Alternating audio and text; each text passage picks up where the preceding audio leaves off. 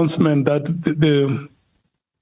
the owner of this cell phone, in case they may wish to use it again, they can come and collect it here. Yeah, they may want to use it again because it has been abandoned.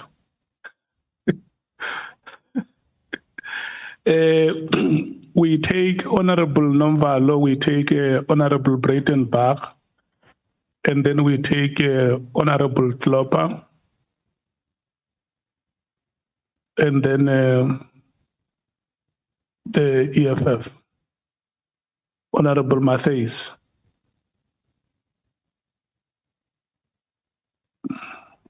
Yeah. Honorable Nomvalo, General, thanks very much again and welcome to this session. Thank you. Thank you, Chair. Good afternoon, General.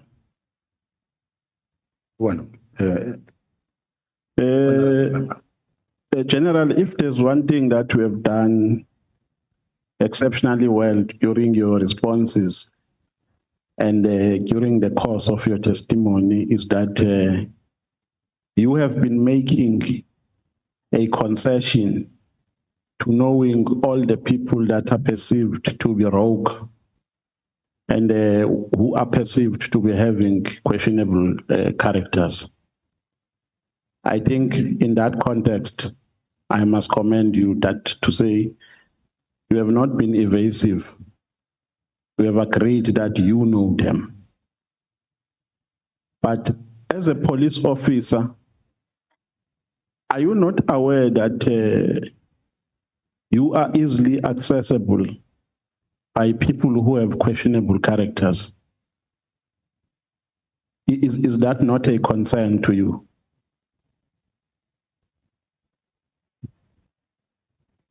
Chair, I think if you meet a person or you come across a person who at this point in time, you don't know that this person has got questionable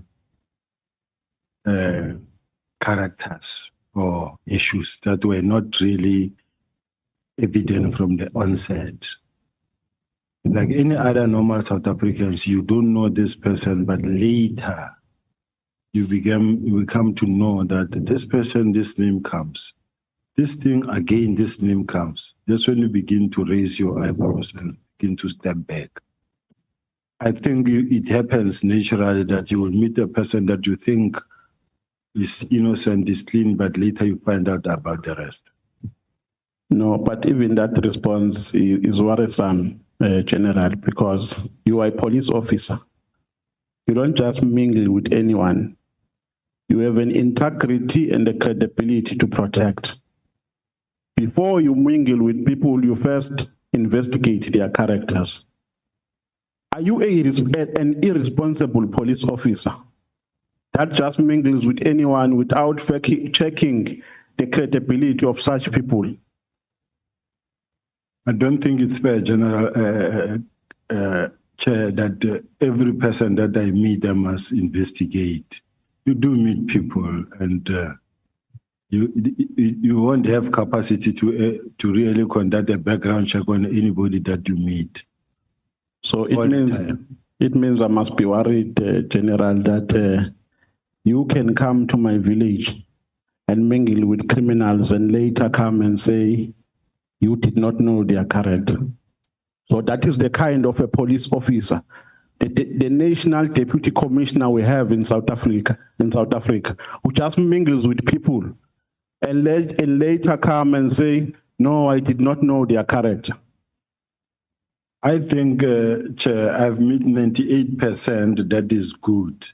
But if it happens that you met one or two characters that are actually questionable, cannot take the whole credibility away from me because I spoke to somebody. It happens with all of the police officials, senior managers, ministers, even presidents. It's that you find yourself having spoken to somebody, later that person found himself in trouble. But that shouldn't be brought to your doorstep. No, but the fact of the matter is that you are a police officer and not just an ordinary police officer. You are a general You are the National Deputy Commissioner. For you to have a relationship with people who have questionable characters can never be justified. It is not correct to say I have a relationship with them as if they were my friends. They were not my friends to an extent that it can be called a relationship with criminals. It's not correct. But General, when we asked you about the relationship with Brown Mkhwanazi, I think the question was asked by Honorable Ngola. You said he was asking if you are still speaking, if you are speaking with Brown Mkhwanazi. You said you are speaking with him. And he further asked if you are speaking on police issues. You said, no, we are speaking on general issues. What do you mean by general? If you remember very well, Chair, I said that my relationship or how I got to speak to Brown, he gave me information, valuable information that according to me was valuable to me. No, but you are contradicting yourself. Remember, you said the information that he gave to you was already in your possession. Yes. So how can something that you know be valuable when it comes for the second time? I know that I'm Sibonelo Nomvalo. If you come and tell me that something that I know, it can't be valuable. No matter how much you stretch it, the bottom line is, I say I met Brown and he gave me information that I needed, although it was confirming something that I knew, and I see nothing wrong in that regard. But how can something that you already knew be valuable? Up until I meet him, I would then here I take it from there. Let's go to Ket Matlala. Is it true that Ket Matlala paid an amount of 2 million towards the purchase of your plot in St. Joran in Pretoria? I don't know, because my plot is procured, is bought through the bank, and there's no 2 million that was paid. So it's not true. It's not true. You said Ket came to your office to discuss about the tender. Did I hear you correctly? No, you didn't hear me correctly. Where did you meet up? I said he came to the office to discuss the issue of the fact that he's been awarded a tender and then he's got a lease agreement to do to occupy the facility, and then he was not being allowed to occupy the facility. This is the meeting that was intended for the National Commissioner, but the National Commissioner was not there. I was the one acting. Yeah, but that is what I was saying as well. Now, did you see it appropriate to meet a service provider? I meet everybody. Even if he's a service provider, he is a stakeholder, but at that time in his capacity, he was more of a complainant. Who signed his appointment letter? A letter that was appointing him to work for the department. I don't know whether it's the National Commissioner or supply chain, but I was not part thereof. Now, why did he not refer that concern to them? He came because they are the ones, General. I see a general who's all over the place here, meeting business people. They are the ones who appointed him to work for the department, not you. They are the ones who signed the appointment letter. How does it get to you to speak about a tender? I don't think it's correct to say to speak about the tender. Let me just do like this. Honorable Nombalo, let's go easy on the general. When I say easy, I don't mean you must not be robust. You can be robust in any way, but I plead that we give the general a breathing space. No problem, Chair. Thank you. Point taken. You can respond, General. Repeat the question, please. I was asking, how does a service provider, how do they get access to you in the first place to come and discuss about technicalities that they are faced with after they have been appointed?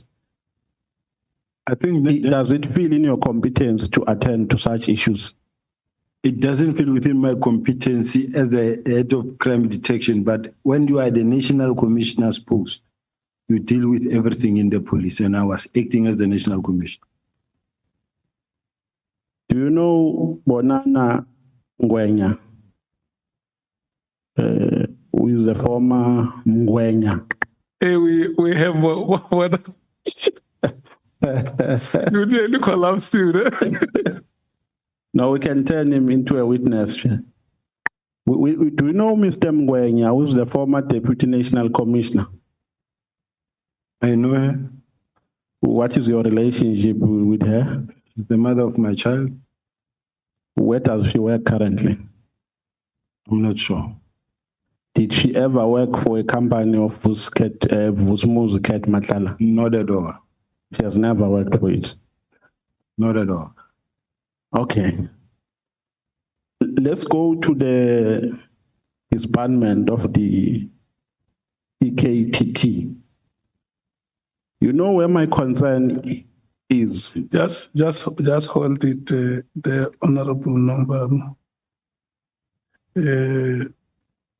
General, you say the person is in question is the mother of your child, and you don't know where she works. Yes. Okay. She's the one who was actually at some point who lost her job. So I don't know where she's working. Oh, okay. She doesn't live with me. Okay. But you okay, no, it's fine. Let me leave it there. Can I proceed, Chair? Yes, you can proceed.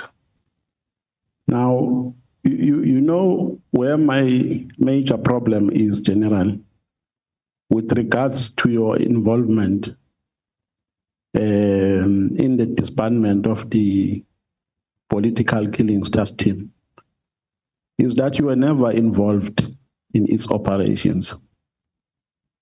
Correct. Neither did it send any report to you. Correct.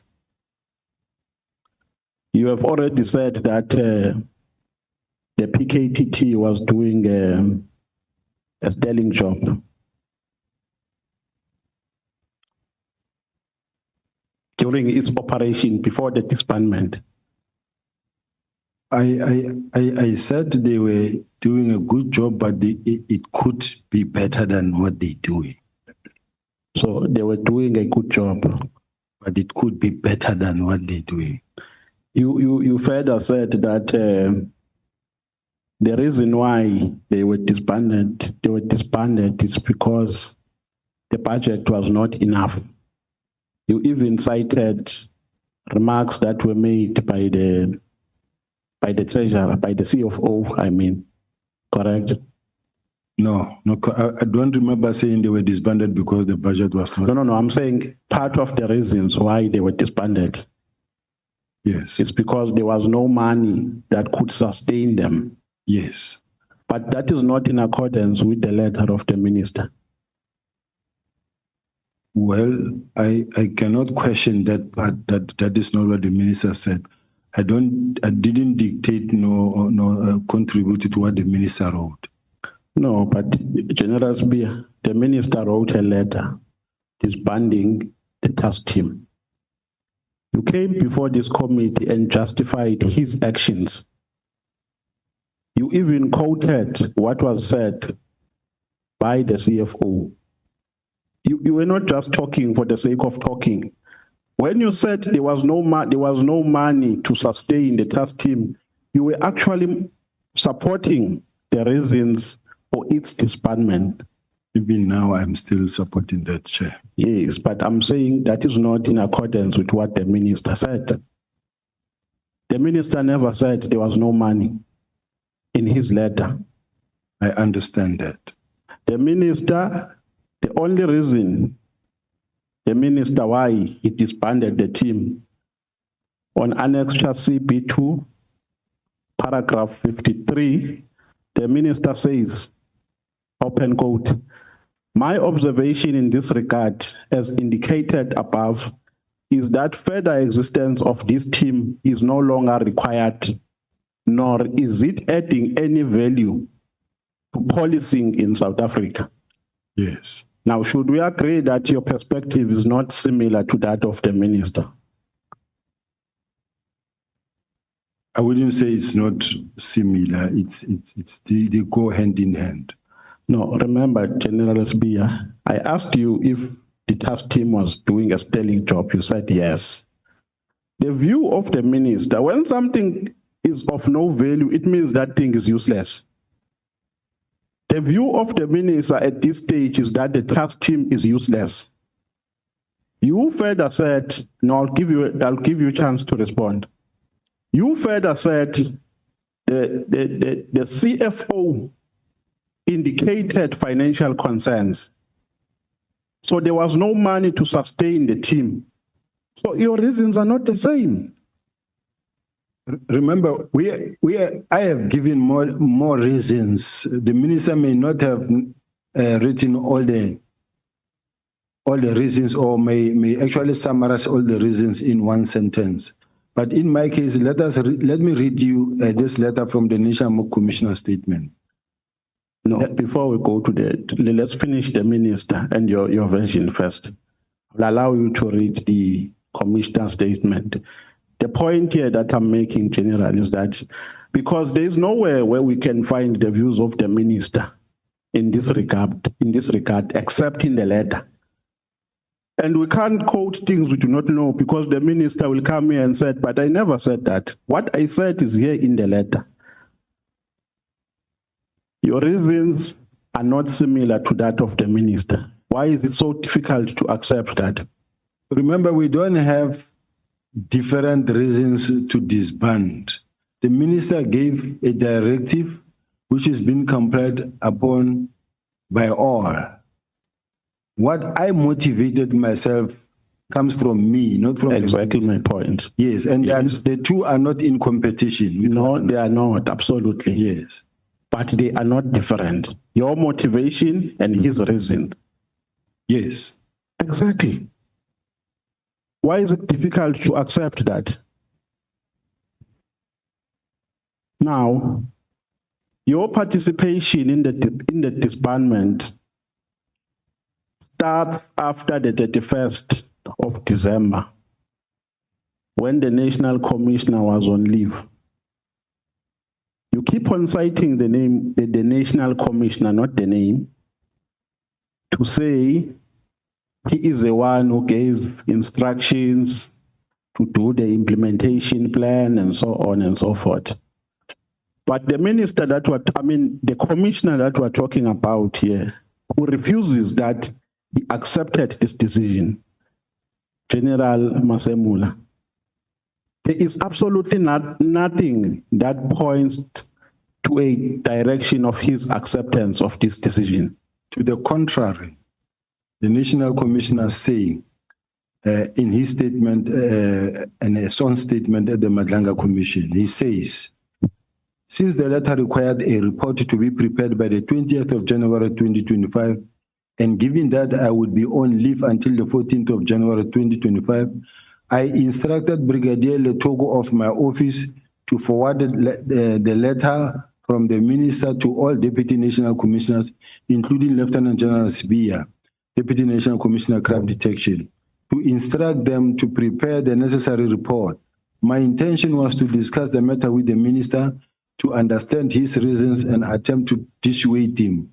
However, the letter contained an instruction to prepare a report that were due by 20 January 2025. If I had refused to carry out this instruction, I would have been accused of insubordination, since all that was required, at least insofar as the instruction was concerned, was a report. So now this says, or this tells us that the National Commissioner agreed and he complied with, because had he not done that, he would have been he was going to be accused of insubordination. So the minister, the national commissioner, for all intents and purposes, he agreed. No, but you were drawing an inference that he agreed because you started to make a reference to a January letter, email rather, that was sent from his office by the chief of staff. At that time, the commissioner was on leave, right? Yes. There was an acting commissioner. Correct. So by the time the national commissioner came, processes of disbanding, leave the implementation apart because that is another phase. Disbanding is a phase on its own. You can't use what happened on phase 2 to clarify what happened on phase 1.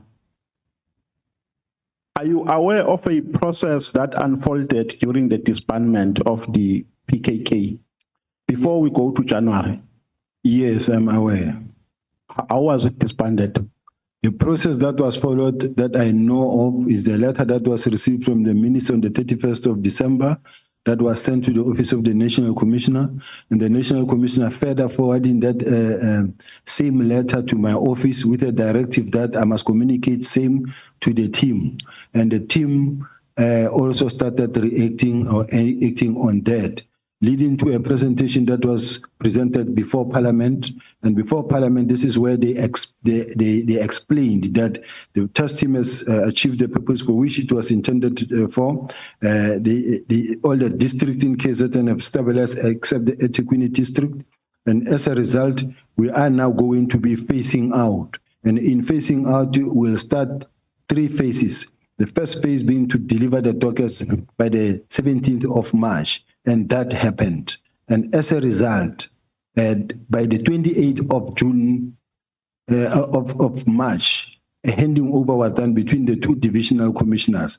General Khumalo is the one who went and fetched the docket, handed them over to General Sintumule, as per the arrangement.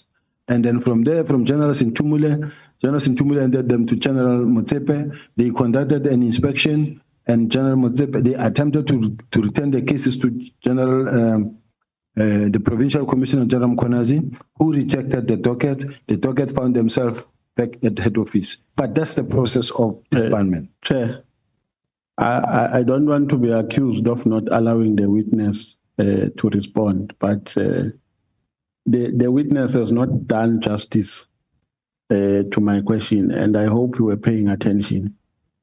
The question that I asked from the witness is, what is a process that was followed before the letter was issued on the 31st of December? Now it tells me about what happened after the 31st of December.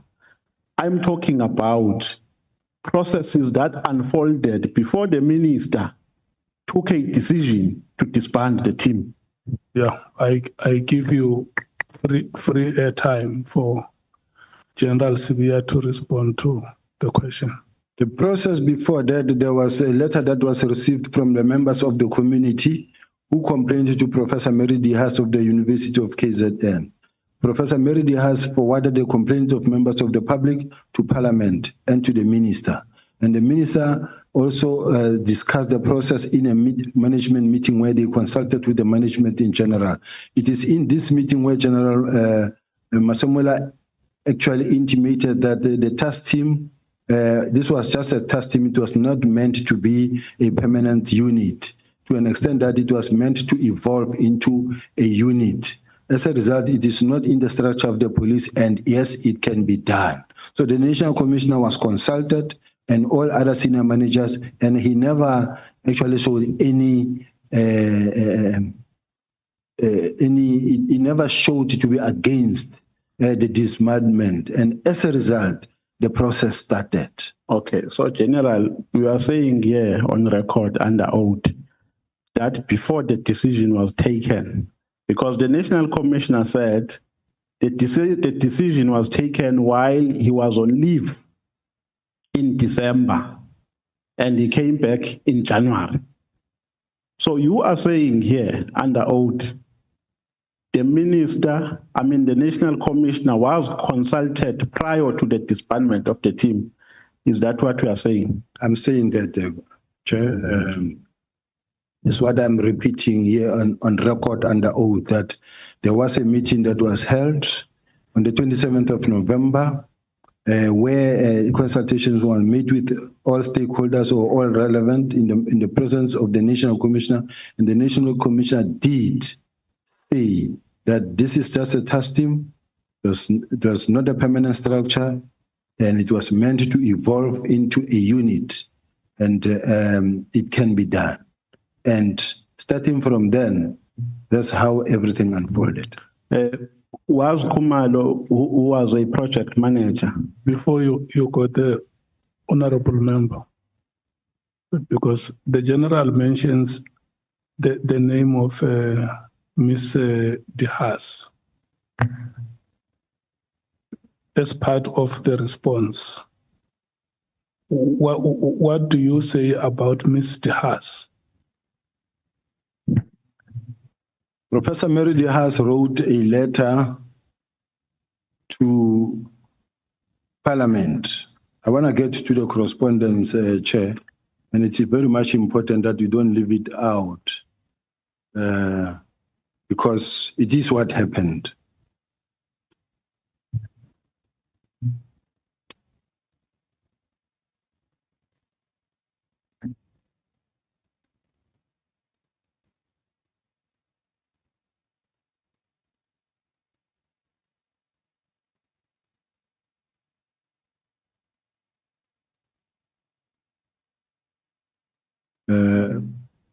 Professor Mary De Haas wrote a letter to cabinet. Do we know which 93? 93.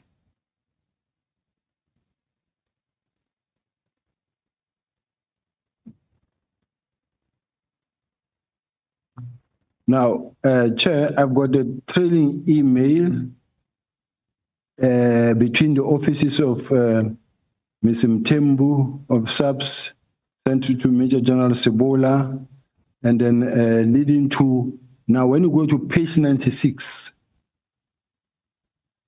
of the bundle. Chair, will you allow me to read the statement from the members of the complaints that were sent to Professor Mary De Haas? And then Professor Mary De Haas document. Can I come in as a person who asked the question? Yeah. I'm really not interested in the substance. I just wanted to know if the complaint is there. Okay. I'm satisfied if the complaint is there. I can move on. Thank you. You can then go to the question on General Kumar. Now, the question is, do you see it appropriate to disband a structure without asking for a report from the project manager?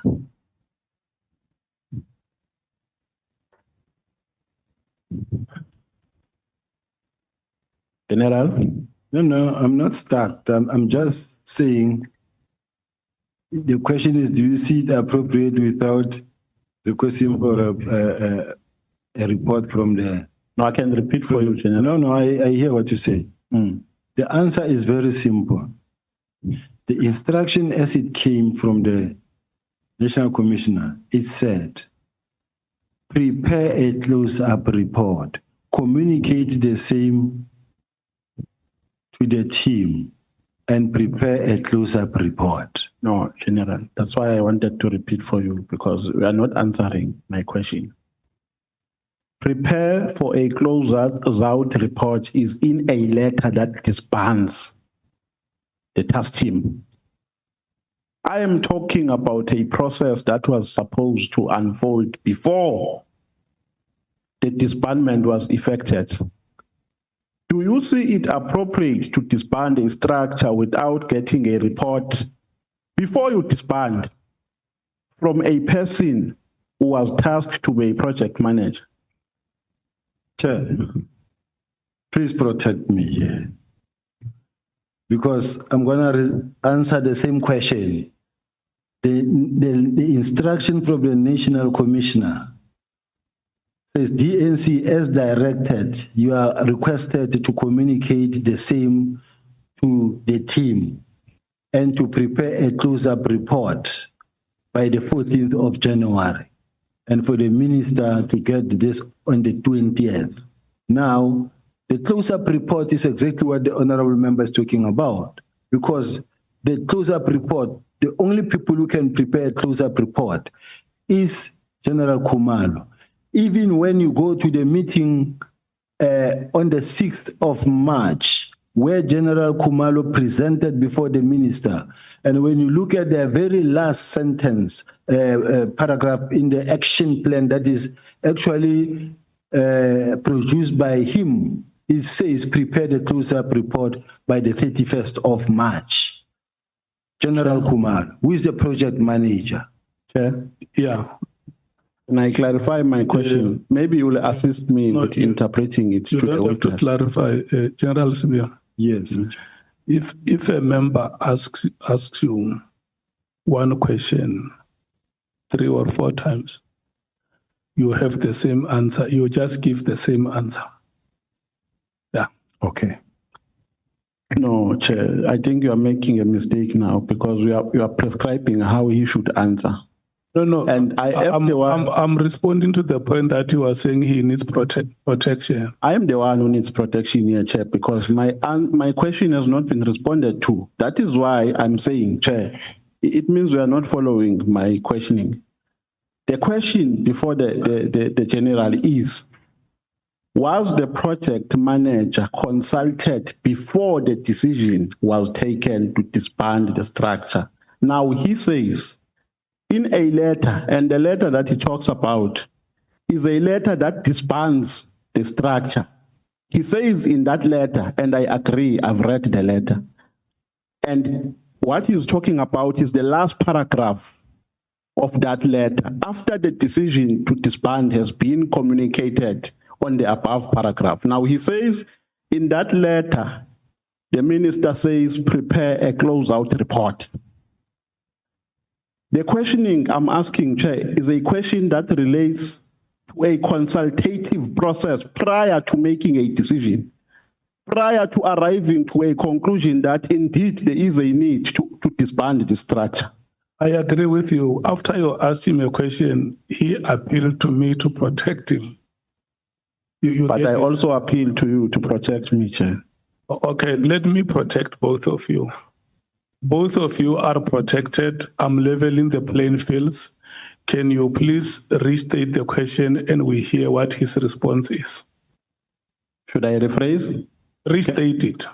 Okay. My question, General, is before the decision was taken on the 31st of December, in a letter that was signed by the minister. In that letter, the minister disbands. In the same letter, he says, prepare a closeout report. So that is after the disbandment. Prepare a closeout report after the disbandment. Now the question is, prior to the disbandment, was a project manager consulted in order for the minister to arrive to a determination that there was a need to disband the task team? That is a response that can be provided by the minister and the national commissioner. At least that response is better than the first one, Chair. Was General Mkhwanazi disbanded? Informed. I don't know. The provincial commissioner. I don't know. Should we not be worried here, General, that you become so active in executing a wrong decision? Because you came after the decision was taken, and the manner in which the decision was taken was wrong because due processes were not followed. Should we not be worried? I don't think so.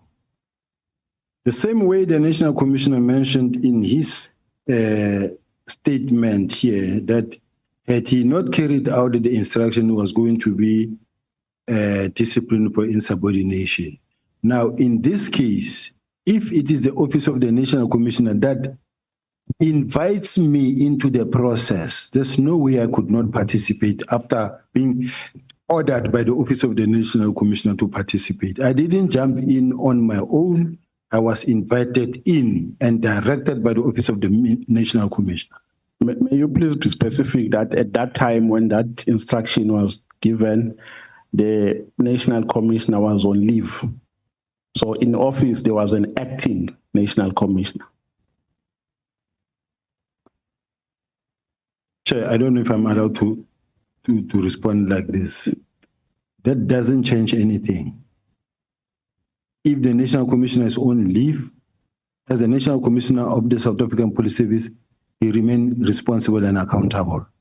And if there's an acting National Commissioner, he's got the powers to carry out the mandate of the National Commissioner. But the bottom line is, there's a letter that comes from or out of the Office of the National Commissioner directing the Deputy National Commissioner to act. Now, that on its own, it's a complete instruction. So according to your logic, General, it's permissible for a person to give instructions while he's on leave, while there's someone acting. It happens in their office. It happens. Then why people are acting if a person can do the work while they're at home? It happens. If you are the National Commissioner and you think of something that you want happen, you will give an instruction and it will be complied with. Nobody will say, no, but you are on leave, you can't tell us anything. So are you not worried, General, that there is nothing written or signed rather by the National Commissioner? Because the gist of the bone of contention here centers around a question of acceptance and a question of whether the minister consulted before he took the decision. And the position of the National Commissioner is that he did not accept the decision. That is why I'm saying, when you say the National Commissioner, be specific that at that time the National Commissioner was not in office. So if you received a letter, you did not receive it from Masemula, the current National Commissioner. You received it from a person who was acting at that time. Now, are you not worried that even after the minister came back to work, you gave him a plan and he did not sign it? Can I return back to the page that I just read, Chair, where the National Commissioner says, I instructed Brigadier Letoko of my office to forward the letter from the minister to all Deputy National Commissioners. This comes now from the National Commissioner. So the fact that he's on leave force away. Which letter is that? May you please refer me to a letter? Which annex? Now it's Madlanga Commission statement on Masemola, page 34. I don't have a Madlanga document. Maybe the evidence leader can assist. But the National Commissioner does accede. He says, I instructed Brigadier Letoko of my office to forward the letters from the minister to all Deputy National Commissioners, including Lieutenant General Sibiya Crime Detection, to instruct them to prepare the necessary reports.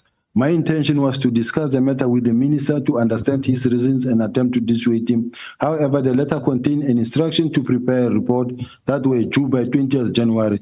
If I had refused to carry out instructions, I would have been accused of insubordination. So, in other words, the National Commissioner agreed because he says if he had refused, he was going to be accused of insubordination. Yeah, unfortunately, I'm not in possession of that letter.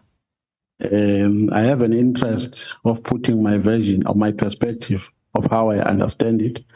Unfortunately, I did not make any preparation for such because it is not part of our bundles, Chairperson. Now, Do you agree with General Mkhwanazi when he says the disbandment was a missed target? No, no. Can I give you context? Yes. He says, in his understanding, the dockets were taken from KZN for the purposes of influencing them for matters of Gauteng. When they arrived in Gauteng, the people who wanted to influence them realized that these are dockets that are only related to matters of KZN, political killings. So he says the intention to return them back to KZN was as a consequence of the fact that people who took them lost interest out of making a realization that they are not related to Gauteng matters. Do you agree with that? No, I don't agree. And I must add that the people of South Africa must begin to realize that this is someone playing with people's mind. He's playing the people of South Africa. This has got nothing to do with the people of Gauteng or KZN. Political killing testing from the onset, it is clear it is KZN related. Now, when the matter has been disbanded, it was disbanded and the process started long before than the 6th of March or when they came to Gauteng.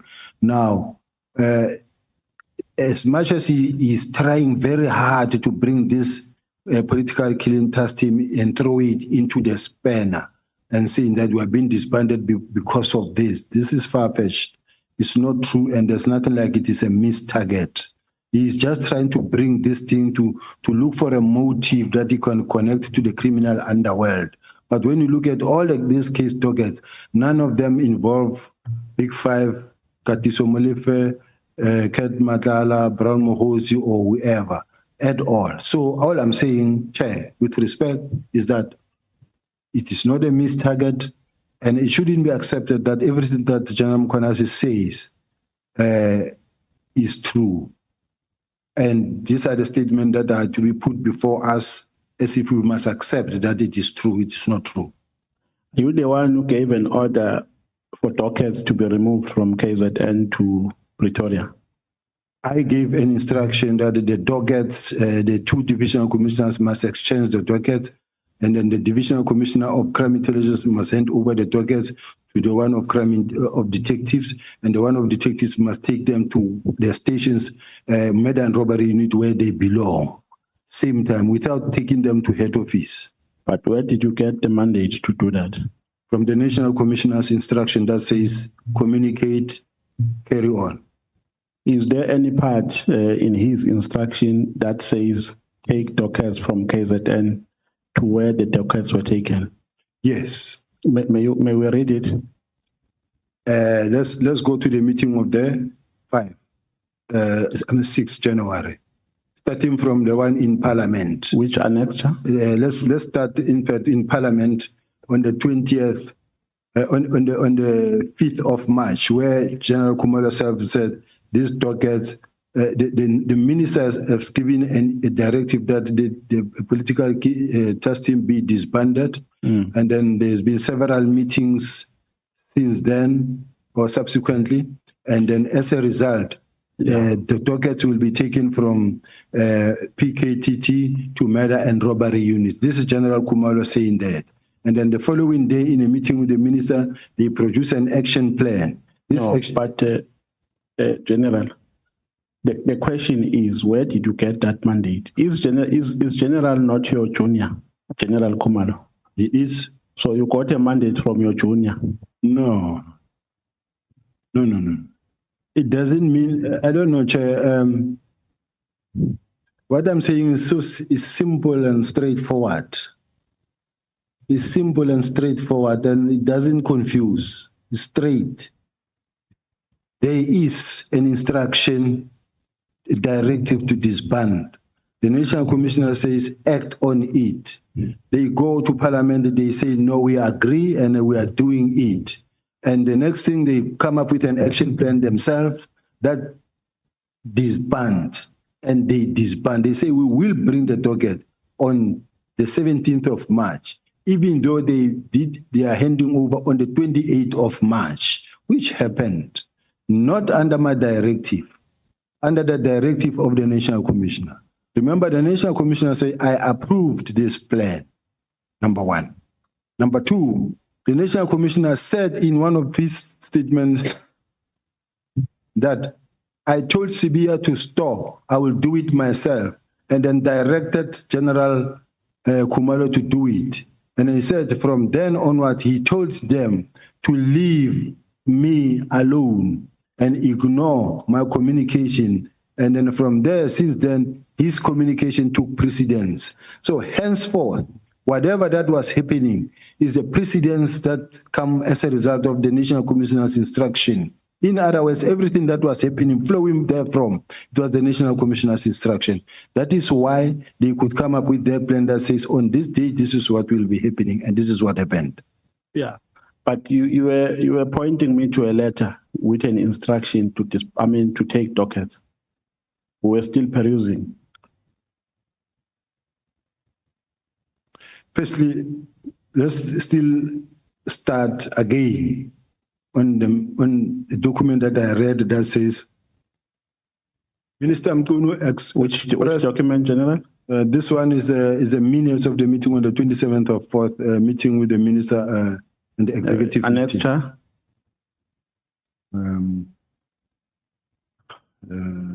Evidence leader.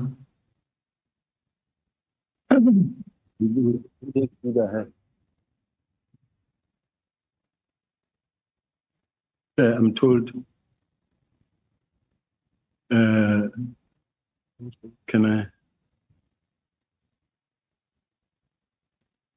I give this man?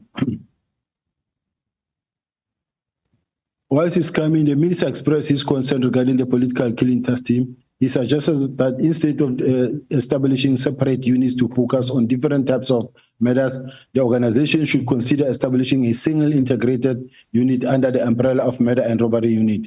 This unit will operate nationally, ensuring a more streamlined and coordinated approach to address such crimes across the country. And General Masemola responds by saying, he clarified to the minister that the political killing task team is not a formal unit, but rather a task team. He explained that the primary objective of this task team was to evolve into a dedicated murder and robbery unit. As such, it does not appear on the organizational structure, given that it is temporary structure designated for a specific purpose and not a permanent operational unit.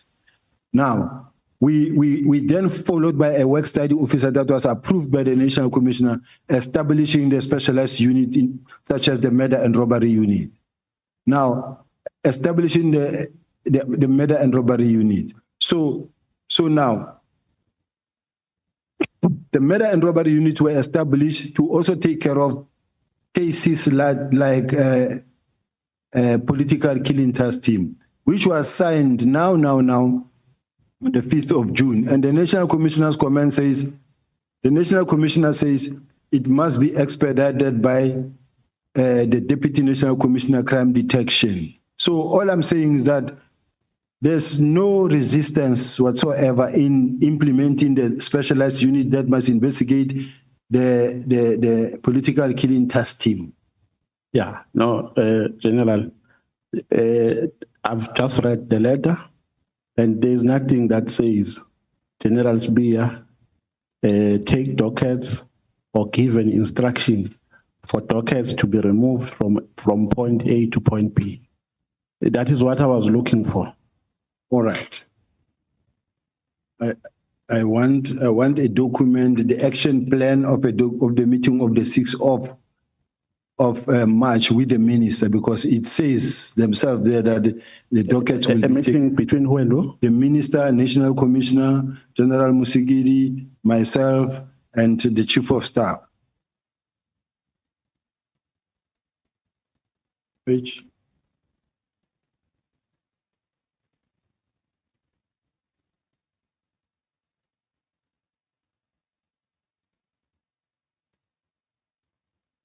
Now, when you go to page 72 to 79, 2 to 79.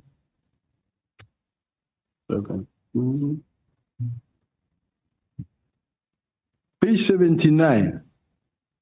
79.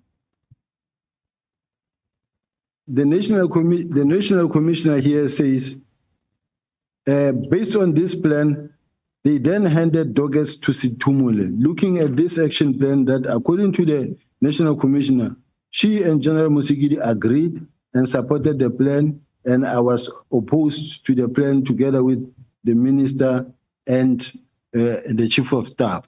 But this plan was produced and approved by the National Commissioner. It says, approval of disbandment plan by the Minister of Police is 2025-03-06. Stakeholder engagement, and on the 6th of March, the minister actually partly approved the plan, but was just more concerned about the fact that you have now dockets, court-going dockets that are going to take too long. Now, it says stakeholder engagement with NPA, including prioritization of the 114 cases, is the National Commissioner on the 17th of March. Approval of the new call-up instruction and financial authority on 2025-2026, which is the National Commissioner on the 17th of March. Retaining the case dockets under investigation to KZN and Eastern Cape Project Manager, Divisional Commissioner, Detective and Forensic Service on the 17th of March. Provide progress to the Minister, National Commissioner, Deputy National Commissioner, Crime Detection. It will be Project Manager, Divisional Commissioner, and Forensic Service on the 31st of March. But to submit a final report, close-up report to the Minister to be the Project Manager on the 31st of March. I'm willing to, even though I'm not satisfied with the response that we have given so far, but I think we can move on to another question.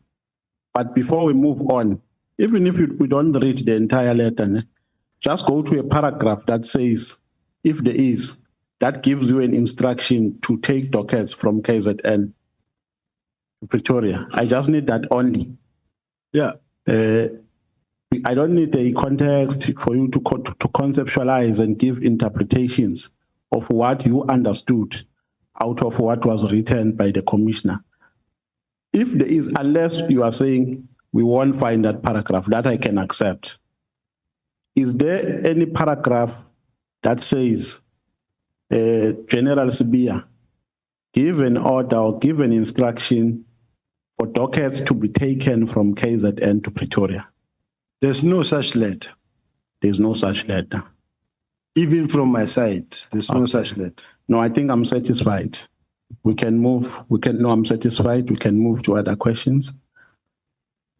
Now, the PKK, the PKTT chair, are you talking? Okay. Now, the PKTT in question, was this the only PKTT that we had across the country? Was there no any other PKTT that was in existence? Yes, it was the only PKTT. So, okay, or task team rather, let me not say, because K stands for killings, and a task team can have various responsibilities. Is that correct? Responsibilities, is that correct? There were many other task teams. There were many other task teams. And how many, during this period, how many were disbanded? There's a letter that we read, the one that disbanded all the task teams because we are reintroducing the specialized unit. And the document specifically talks about, and we read it yesterday, that says, let's go to page 11 of 184.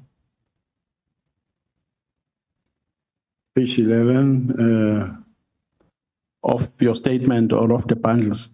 Of the bundle. Of the attachments, right? Of the annex charge. Page 11. Page 11.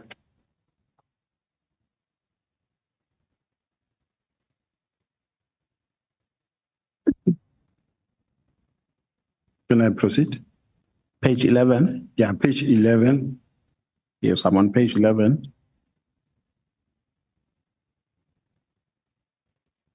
$177. No, it's not here, general. No, general. Which document are we talking about? My bundle, I don't know what you call it, Chair, but it is page 177 that talks about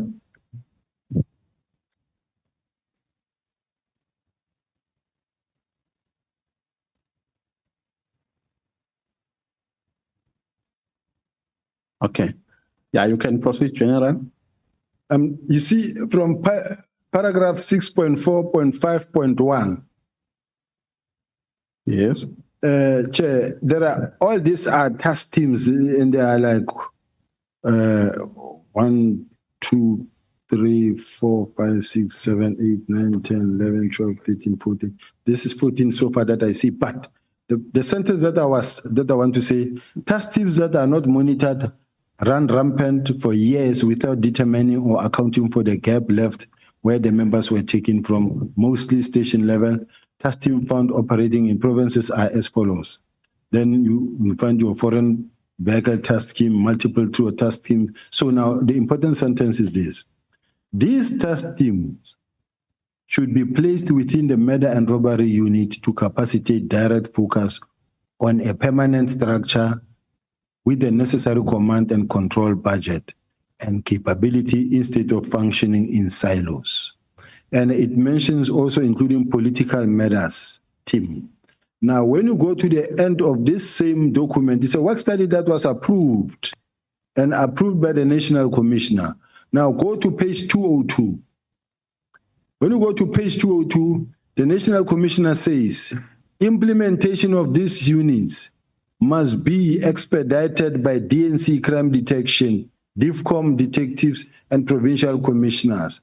Now, DIFCOM, DNC crime detection is me, says implement and expedite the unit. And this unit, like such as murder and robbery unit, is meant to investigate political killing task team as well, including your taxi-related killings, including your serial murders, police killings, etc. Okay. The question was, were there any task teams that were disbanded simultaneously with the KZN1? That was my question. Remember, the KZN1 was disbanded on the 31st by the minister, right? So were there any other task teams that were disbanded during that period of the KZN disbandment? It was an inspectorate, it was not the task team, but at the same time, in the same meeting, the minister disbanded the inspectorate and the PKTT. So there were other task teams that were not disbanded? Yes. Okay. Can I? No, you can respond if you want to say. Remember that we've got many task teams that are running depending where the fire is. If now there is, we have deployed in Mkhwanazi. I'm sure it's for 3 years now, where people could not even sleep in their houses. Vehicles of South Africa being stolen into Mozambique all the time. Weapons coming into the country, people being terrorized. Mkhwanazi today is very quiet. We deployed there, and then we keep on retaining the members. We've deployed in Richards Bay, and I think the task team has been disbanded, I think. We've deployed in Eastern Cape. There's Operation Bamba and different other task teams that have been established but disbanded because it's only for a short little while to extinguish the fire and then move to another place where there is a crisis. Then we go in there, stabilize the place and move out. Now, General, the decision to disband was taken by the minister. There's no question about that. Agree? Do you agree with me? I do. And in the disbandment, the National Commissioner had no role in the disbandment. Remember, he came after the disbandment. No. I read this document that I just gave to yourself, honorable member, where the National Commissioner said, this is just a task team. It was not meant to be a permanent structure. It is not in the unit, it's not a unit that is in the structure of the police. It can be done. Yes. So he participated. He participated after the letter was issued. Even after the letter was issued, he continued to participate. When you say even, you mean before he participated? Before and after. Before, what did he do before? Before he gave his opinion there, and then during when it was after receiving of the letter, he directed that it be actioned, and then even after that, he participated in all the meetings, and he was positive. Okay, so this paper is part of which document? These are my notes from the minutes of the meeting, and then we try to get the minutes of the meeting to summon the minutes of the meeting, but we were not given the minutes. But from my own work diary, this is what we have. So there's nothing to prove at this stage that the minister participated prior, except your notes that you have written. I'm saying there is everything to prove if the committee can summon the minutes of the meeting, because there's also recordings where the National Commissioner's voice will be heard. I'm wrapping up, Chair. Am I running out of time? Let me wrap up, Chairperson. I will ask questions which require short answers. When the robot is read, you don't ask, may I stop? I didn't see the report, Chair. My apologies. May I wrap up, Chair? Yeah. General, what is the SAPS procedure to deport an undocumented person from South Africa, in a nutshell?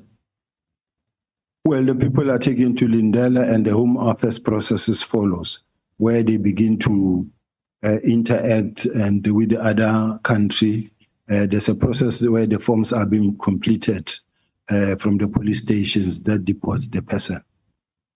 Were you the member of the DPCI members who were led by Lieutenant Colonel Maluleke, who were implicated in the rendition case?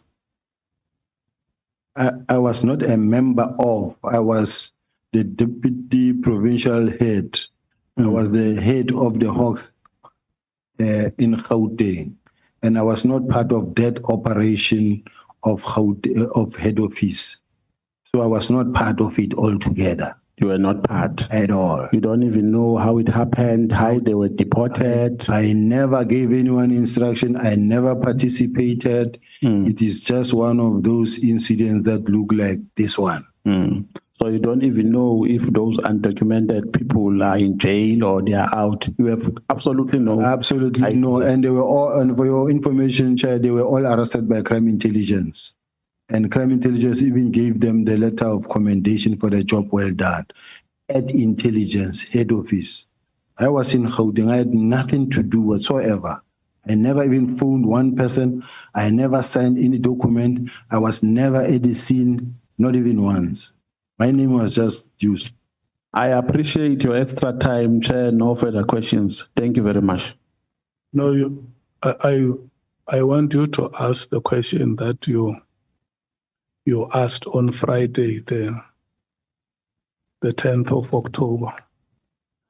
And you asked that question to General Masemola. So General Sibiya is here in person. You must ask him that question, which you asked. You asked General Masemola whether General Sibiya is a corrupt. I will corrupt cop. So he is here. You must not. You must corrupt. Thank you for reminding me. That question was part of my questions. General Sibiya, are you a corrupt cop? I'm not. You are not? Yes. So all these allegations against you are false and frivolous? False, contrived, and frivolous. Thank you very much. Thank you so much. I think you have done justice. It will not be fair to ask a question like that in his absence, and when he's here, you don't ask him. Honorable Breitenbach, Honorable Nomvalo, in case you feel you may want to be released, you are allowed. Honorable Breitenbach. Thank you, Chair. Good afternoon, General Sibiya. Good afternoon, honorable member. So, General, I'm a little confused.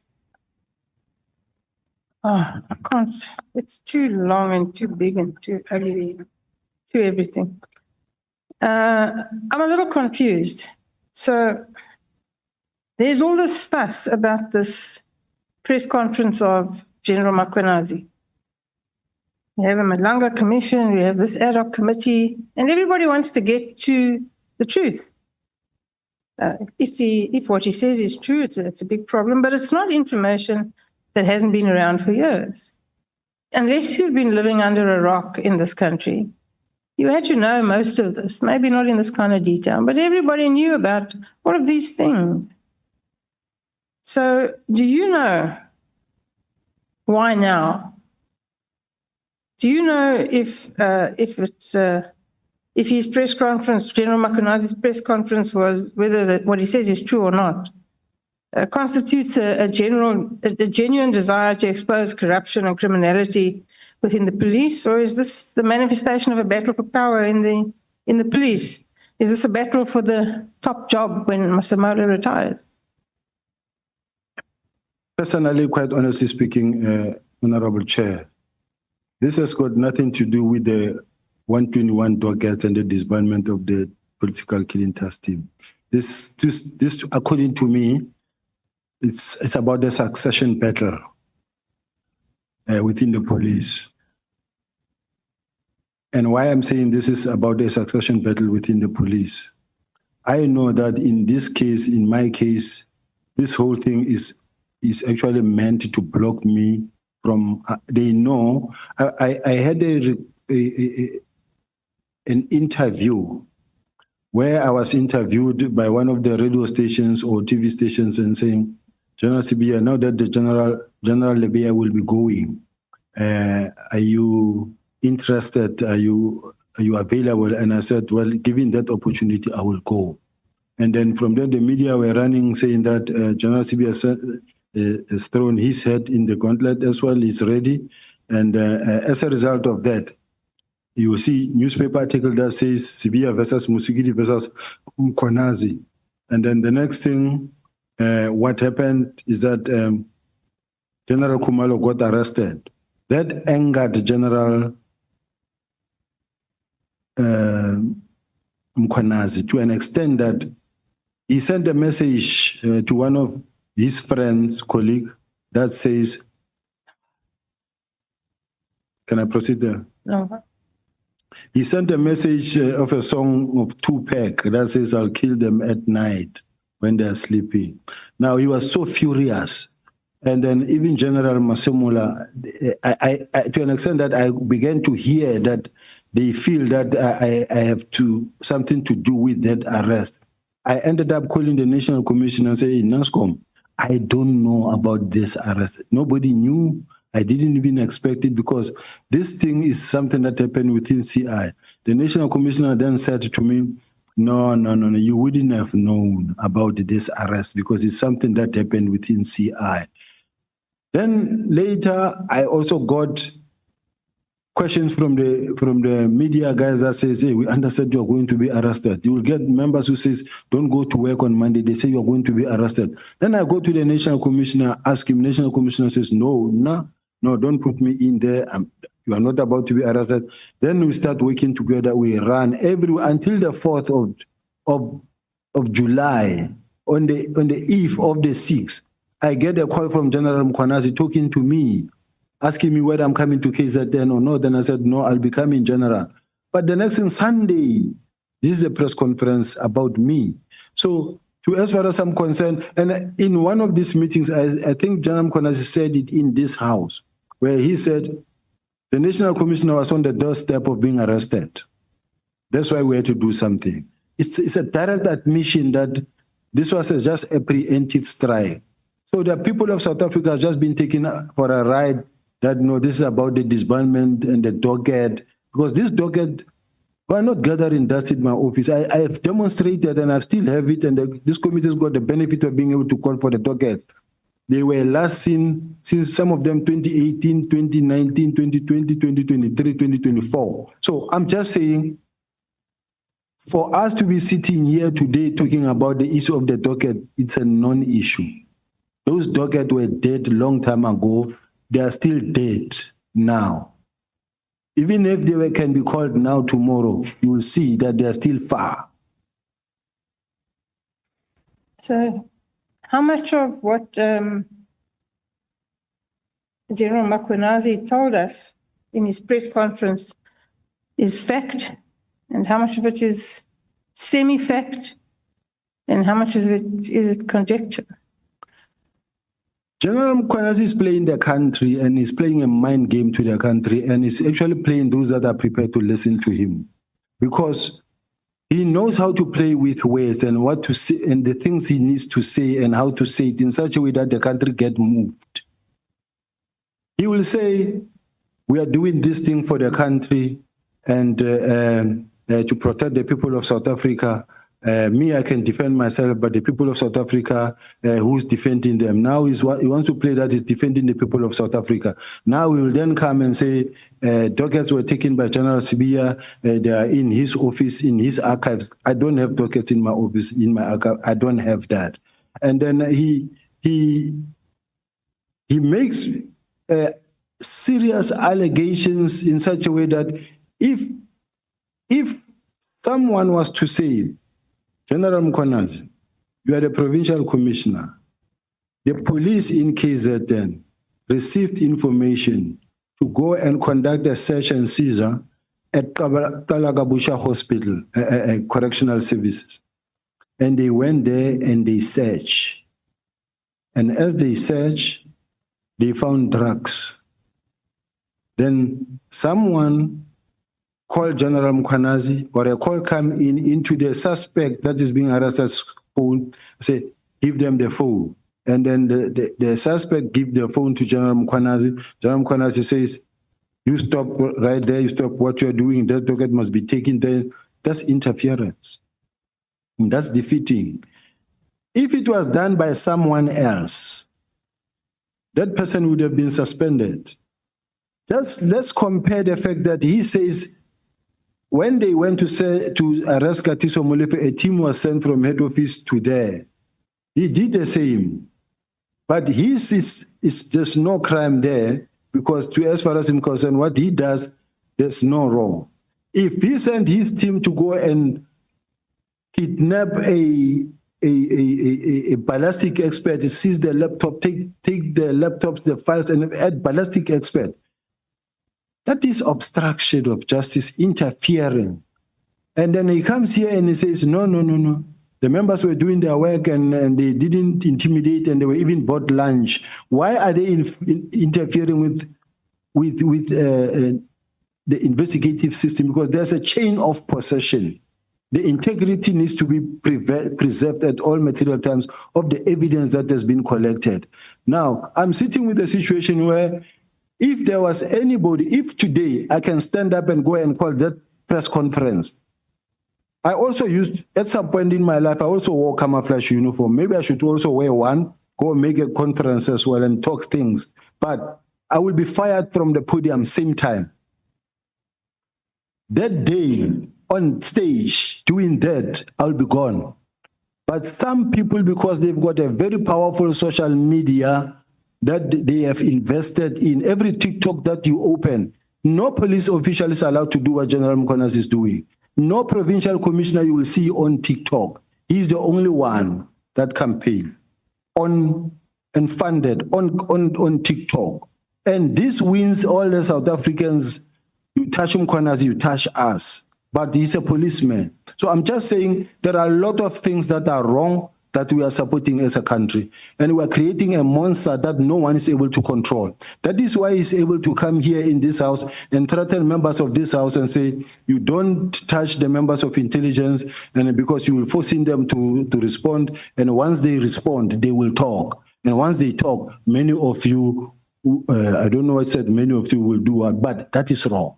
We can't allow such a situation as a country to continue. So all I'm saying is that if the purpose for which he wants crime intelligence to continue and the political testing to continue, and then the next thing, nobody can touch them because they use this political killing testing to conduct their investigations. They also controlling intelligence. They've got intelligence on everyone. Whoever wants to come closer to them, then that person gets threatened. Say that we will talk. Can't be allowed. General, the political killings task team, by all accounts, was initially quite successful. In the recent past, less successful. So what is all the fuss about? I really don't know, Honorable Member, because we are saying we're building a capable state.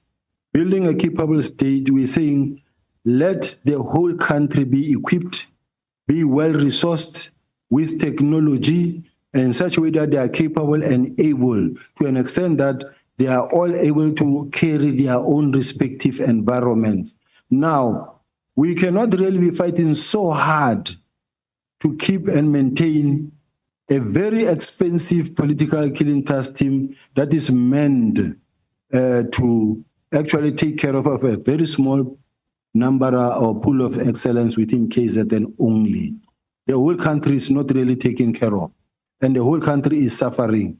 Once you have one provincial commissioner fighting so hard for the political task team to continue for years, spending millions and millions and millions on a yearly basis, that shouldn't be allowed. Tell me, General, when you were reinstated into the South African Police, did you know anything about Matlala, Mkhwanazi, these people? Not at all. I found them here, these people in the police, especially Matlala. I found them working with the police very close to the generals and other police officials. I mean, it is unfortunate. He's a well-known person. In my case, I didn't know him.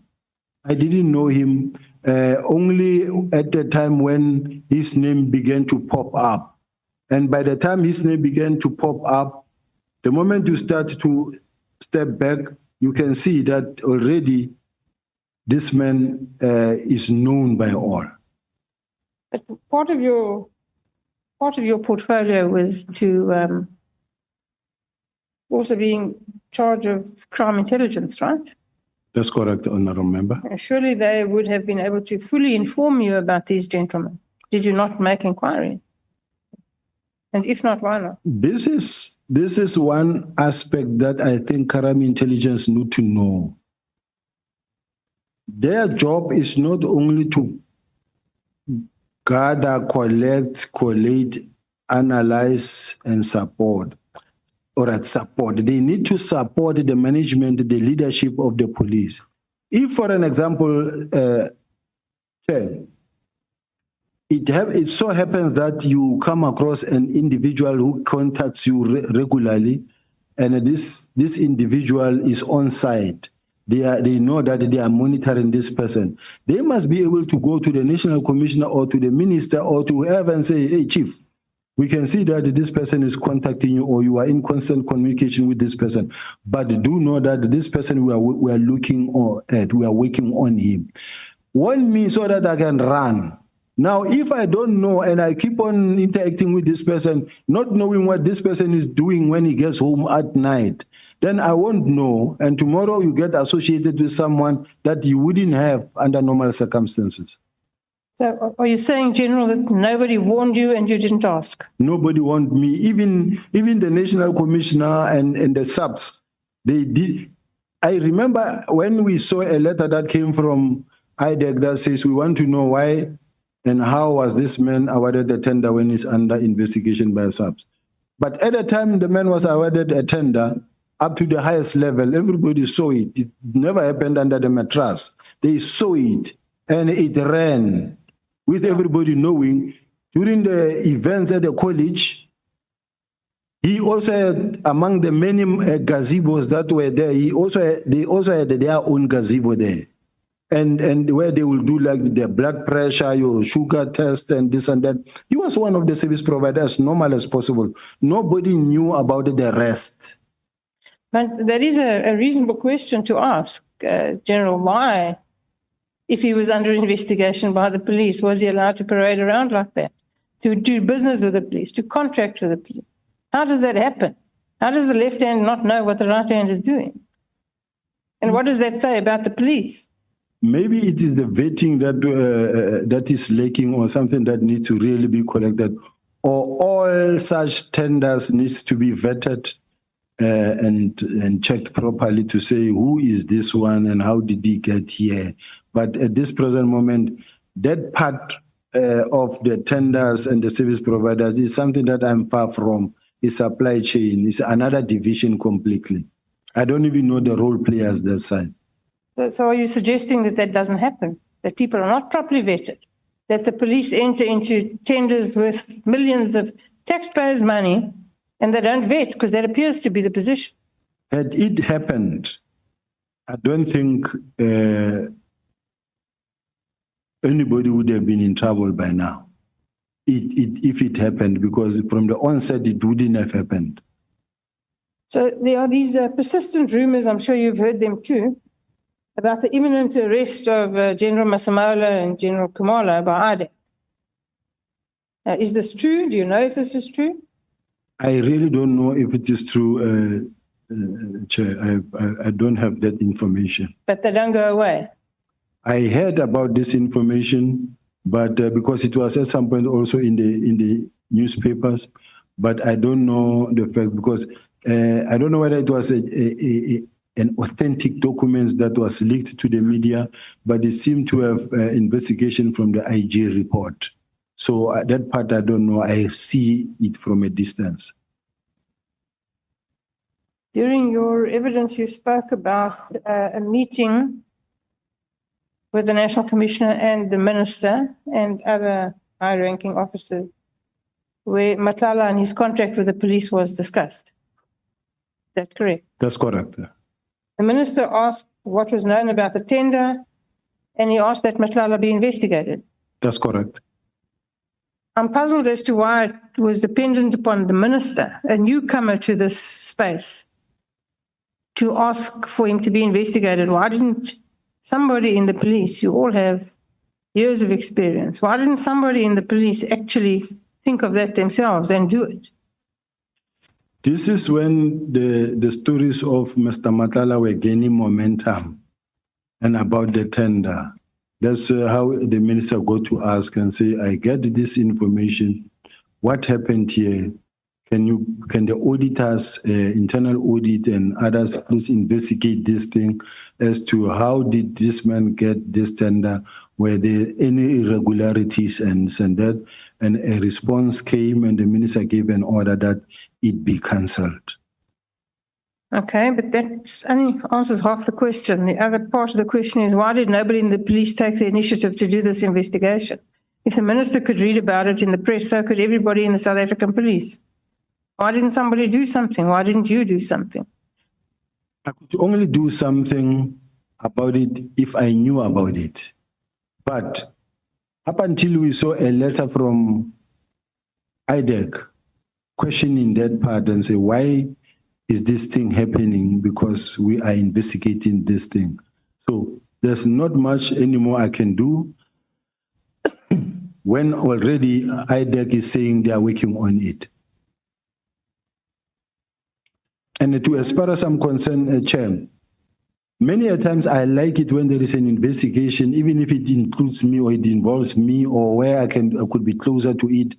If it is investigated from outside, be it IDEC, DPCI, or IPIT, to me, I feel comfortable if it's a neutral body investigating. Not these things that we see in the subs now, where you find that they let very junior officials are chasing after a deputy national commissioner every day, saying that, no, we are investigating the deputy national commissioner. They've got this excitement of using very junior member to chase after a senior member. I don't know if we were to tender the tide and do the same to some senior top official members, and you set some constables and sergeants to run after him and investigate him and embarrass him. This is not right. So, General, is there political interference in the police? Are there attempts to influence the direction of investigations, particularly with regards to corruption and politically connected people? Does that happen? The first part of the question I didn't hear. Is there political interference in the police? Are there attempts to influence the direction of investigations, particularly with regard to corruption and politically connected individuals? So far, I've never been interfered with from any minister or deputy minister. I don't know of any political interference. And in relation to this disbandment of the task team, I received a directive from the National Commissioner. It is between the National Commissioner and the minister to decide whether there's political interference or not. I'm not talking about the political killings task team general. I'm talking about in general. In general, Are you aware of political interference in the South African police? I don't know of any.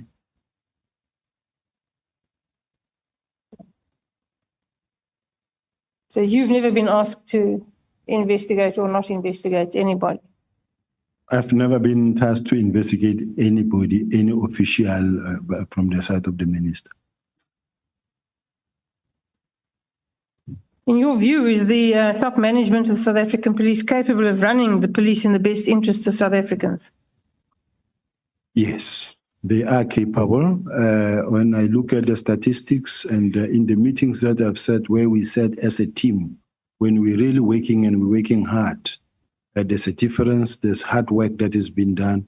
It is unfortunate that you do have this other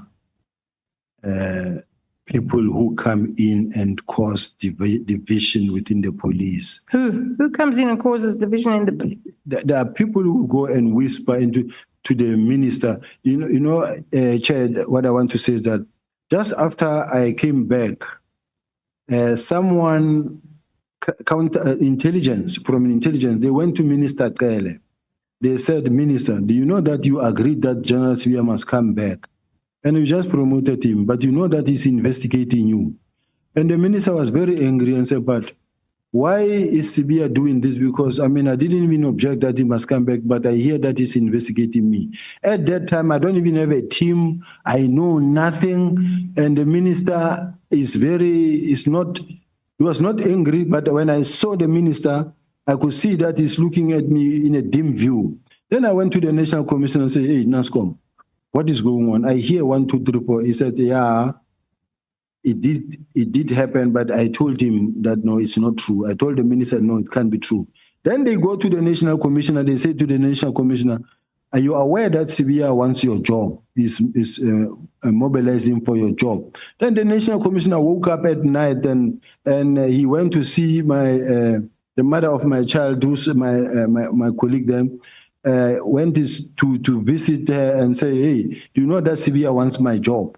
And then I had to write a long message to the National Commissioner to assure him that, National Commissioner, I've never been in uniform all my life. I've never been a station commander, a cluster commander or a provincial commissioner. I'm not interested to become a national commissioner. Please, I'm interested in the DPCI, but not here. And then he said, no, thank you very much. Please keep it the way you are. And the next thing, it never stopped. It went on and on and on and on, with the national commissioner thinking that I want him out. So don't you want to be the national commissioner? I don't think that is where I want to be, but if I'm approached, I would go for the opportunity. My role is that they've worked hard to try and speak to, when you look at artificial intelligence and all the negative stories are said about me, whether it's Senzo Meyiwa, what they do is they just throw my name and then it will replicate into 1,000 that talks about negative things about you. Everything that you say, it just turned into artificial intelligence. Just to speak bad about my name in such a way that even tomorrow when I have to occupy a position, a consideration is to be made. They will say, this one is too controversial, or this one has a lot of issues. This is the intention. General, I understand that, this process is painful and it's not the first time you're going through it.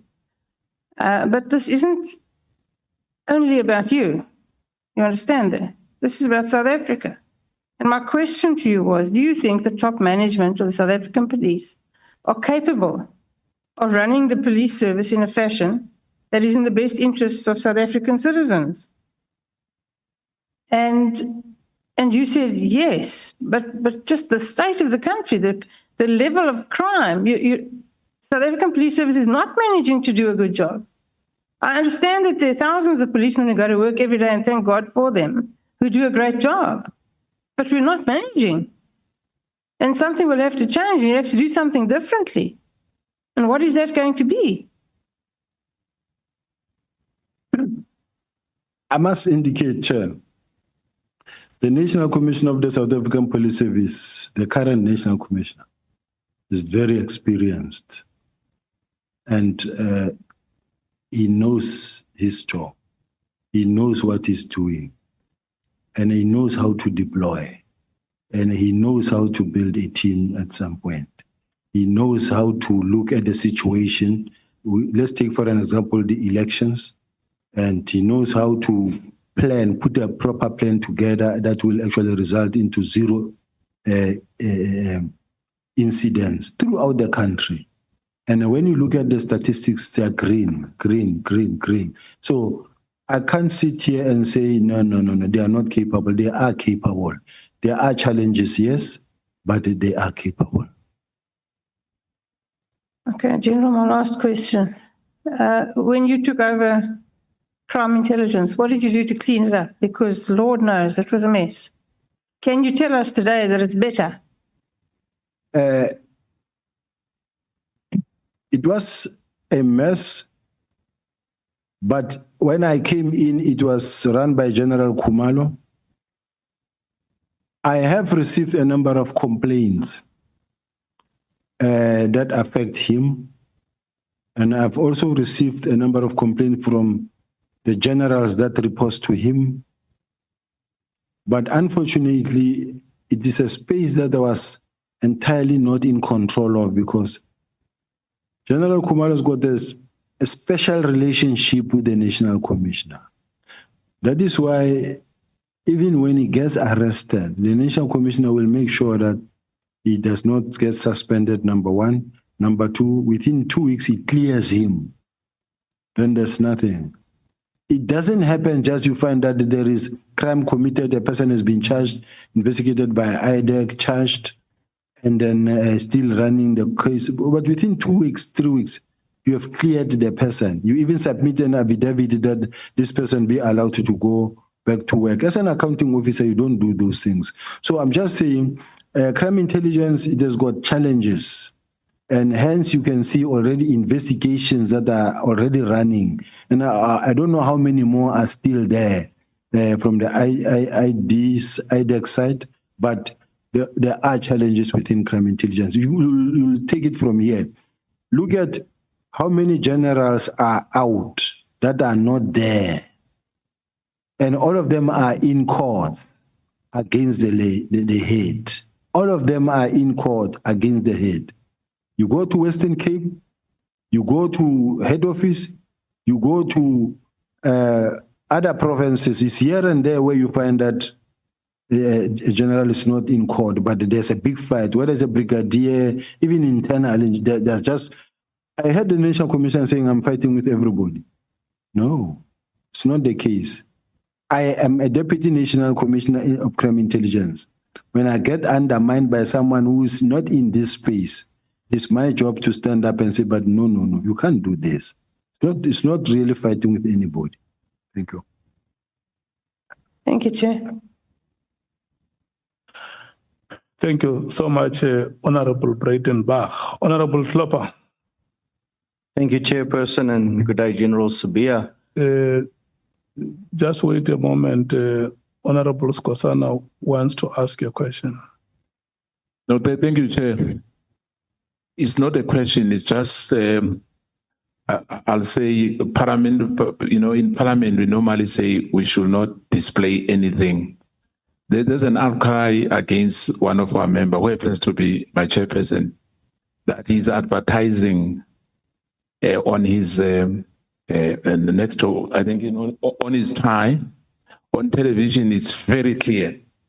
And that company in particular, they are bidding, within our space, of the SAPS. So I just want us to please just ask our member to, hide that company's name. The chairperson is me here.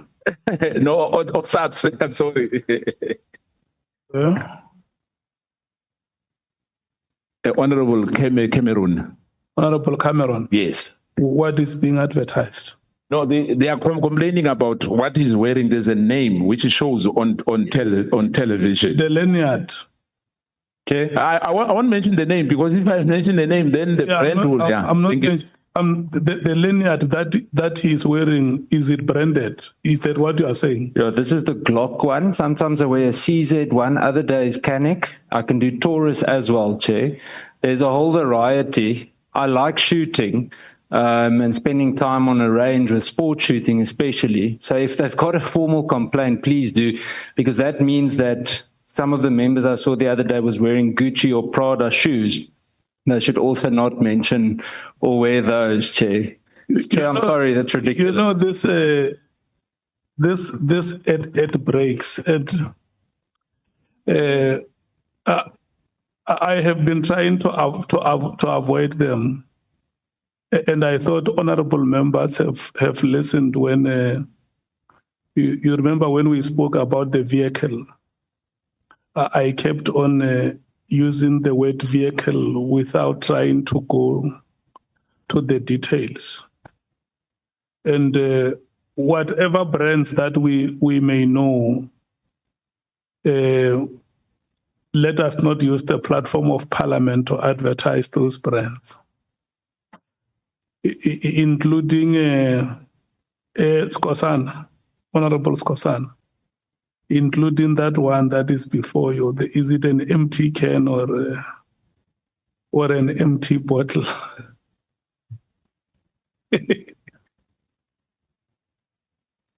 Yeah. There was let me tell you, and you see, let me tell you how I like it. When we break, Chief Whip, when we break, members of this committee are the ones who come to the chair and say, let us not do this and that, because the people that we lead do not have the luxury that we have. And I think we must just keep it like that. Yeah. So if it may appear like there is a brand which is being advertised, Honorable Cameron, I don't think that you consciously came here to advertise that brand. And you can still try your best not to be seen advertising it. Thank you so much. Honorable Klopper. Thank you, Chair, and we'll get back to the matters of national importance. Good day, General Sibiya. Lieutenant General, I would like to revisit a point that you made during the evidence leaders' questioning about the alleged messages that could be on your phone, which was allegedly connected to the so-called spyware communication. When you were asked what would happen if you landed and your phone was seized, you said you would confidently be able to deny that messages existed. And even if they showed you, you would be able to confidently deny them. Is that accurate? Yes, Chair. Then you added something very important, General Sibiya. You said it's crime intelligence. Anything is possible. What exactly did you mean by that? What I mean is that, Chair, having listened to the bail application in Mr. Matlala's bail application, where a mention was made that the phone was seized, and the next thing there was some tampering and messages inserted or deleted. So I'm not sure of the situation, whether it's true or not. But what I can just simply say and repeat in this House, Chair, is that I don't know who Comrade or Keida Matebula is. And then it's not my language. I don't have Keidas. So there are just some of the statements that you outrightly deny, reject from the start because it's not you. Whether they are there or not, this one I'll blatantly just reject. It's not like there's anything dangerous on that message. It's just a message that was sent. But looking at the way it is, it's just a kind of a message that you just outright reject. General, you said you made no hints at possible insertions and deletions of messages. Are you suggesting that crime intelligence could plant or manipulate data on your device? That's doable. Sorry? That's doable. It's doable. Do you really believe that the members of Crime Intelligence Division are capable of this type of conduct? Falsifying or fabricating evidence on a senior officer's phone? With what I've seen when they seized the laptop of the ballistic expert and I was told that it was tampered with, to me is evident enough.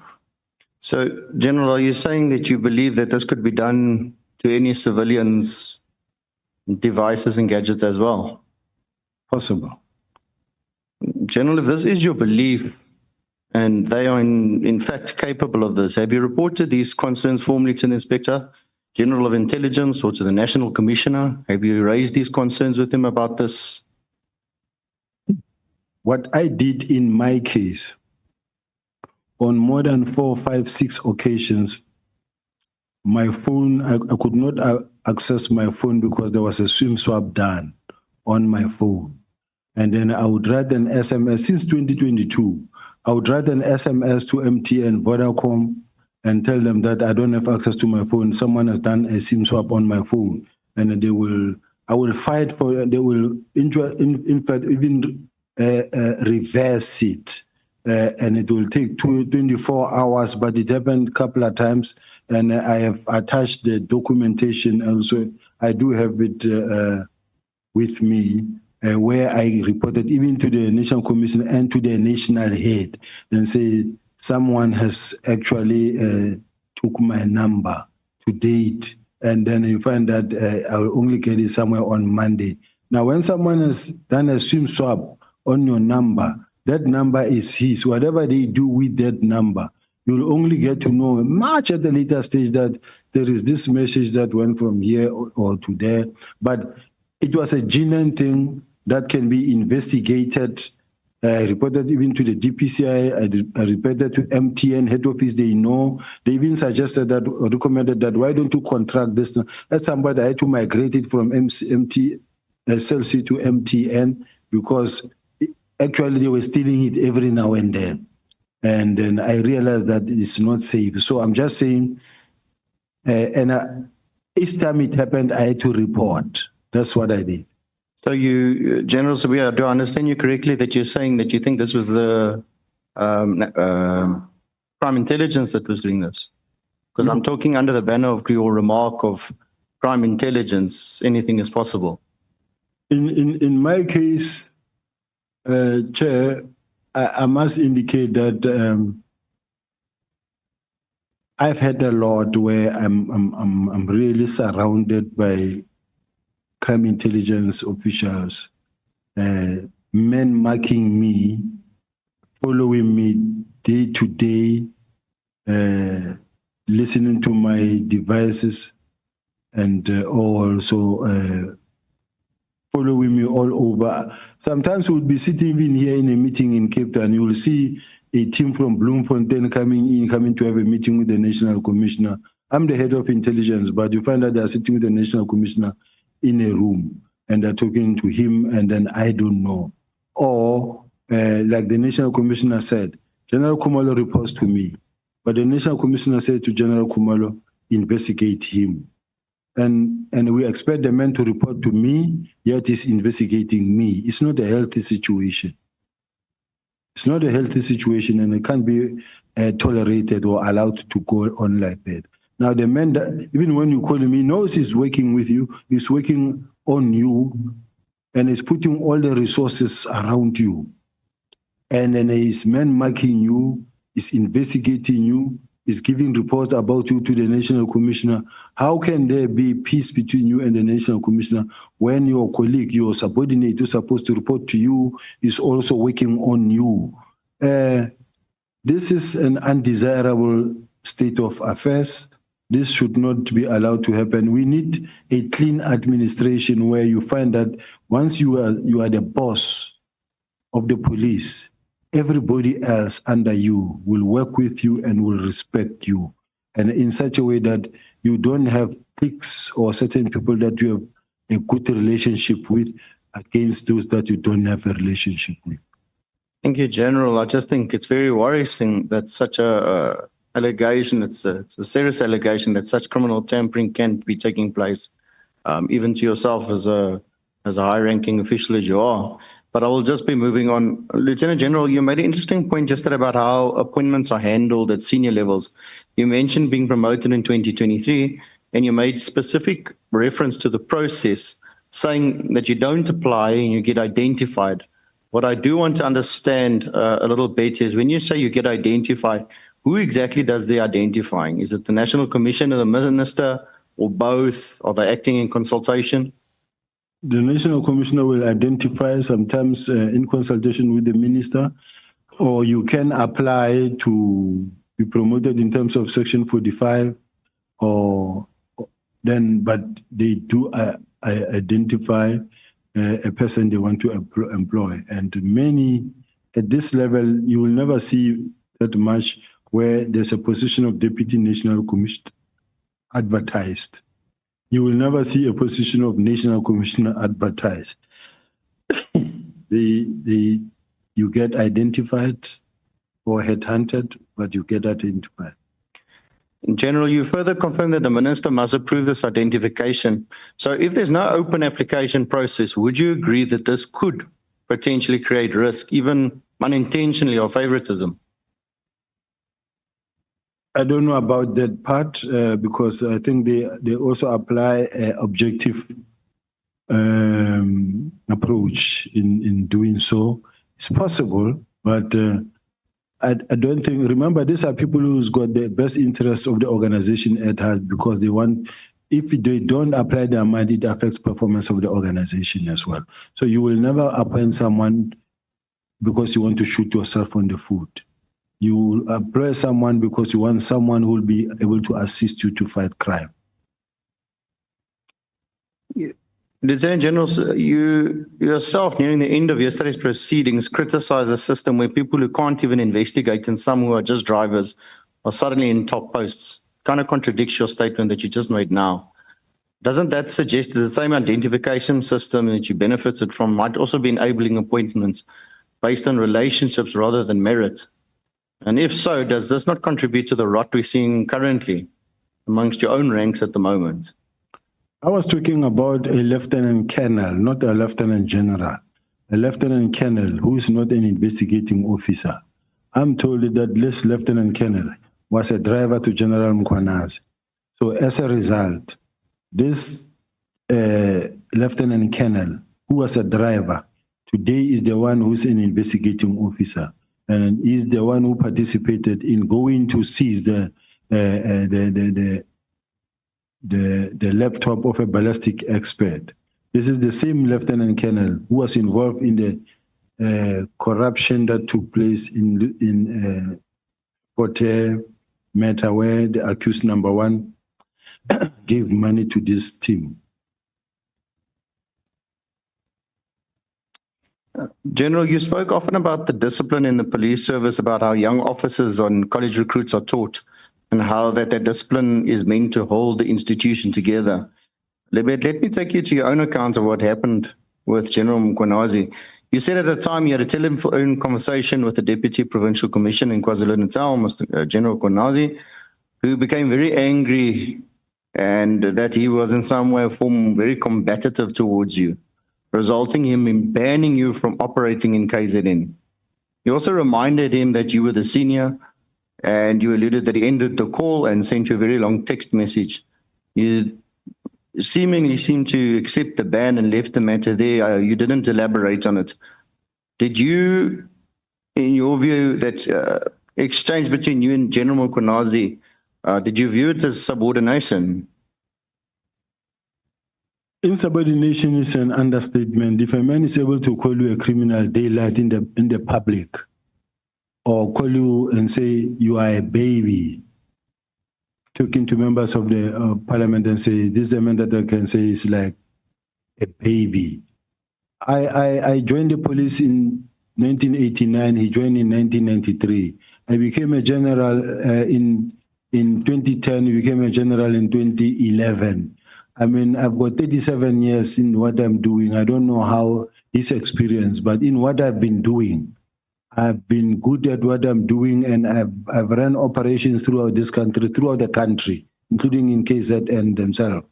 I participated the deployment in Manguzi, Richards Bay, many other areas, Eastern Cape, everywhere. I've been in the country, throughout this country.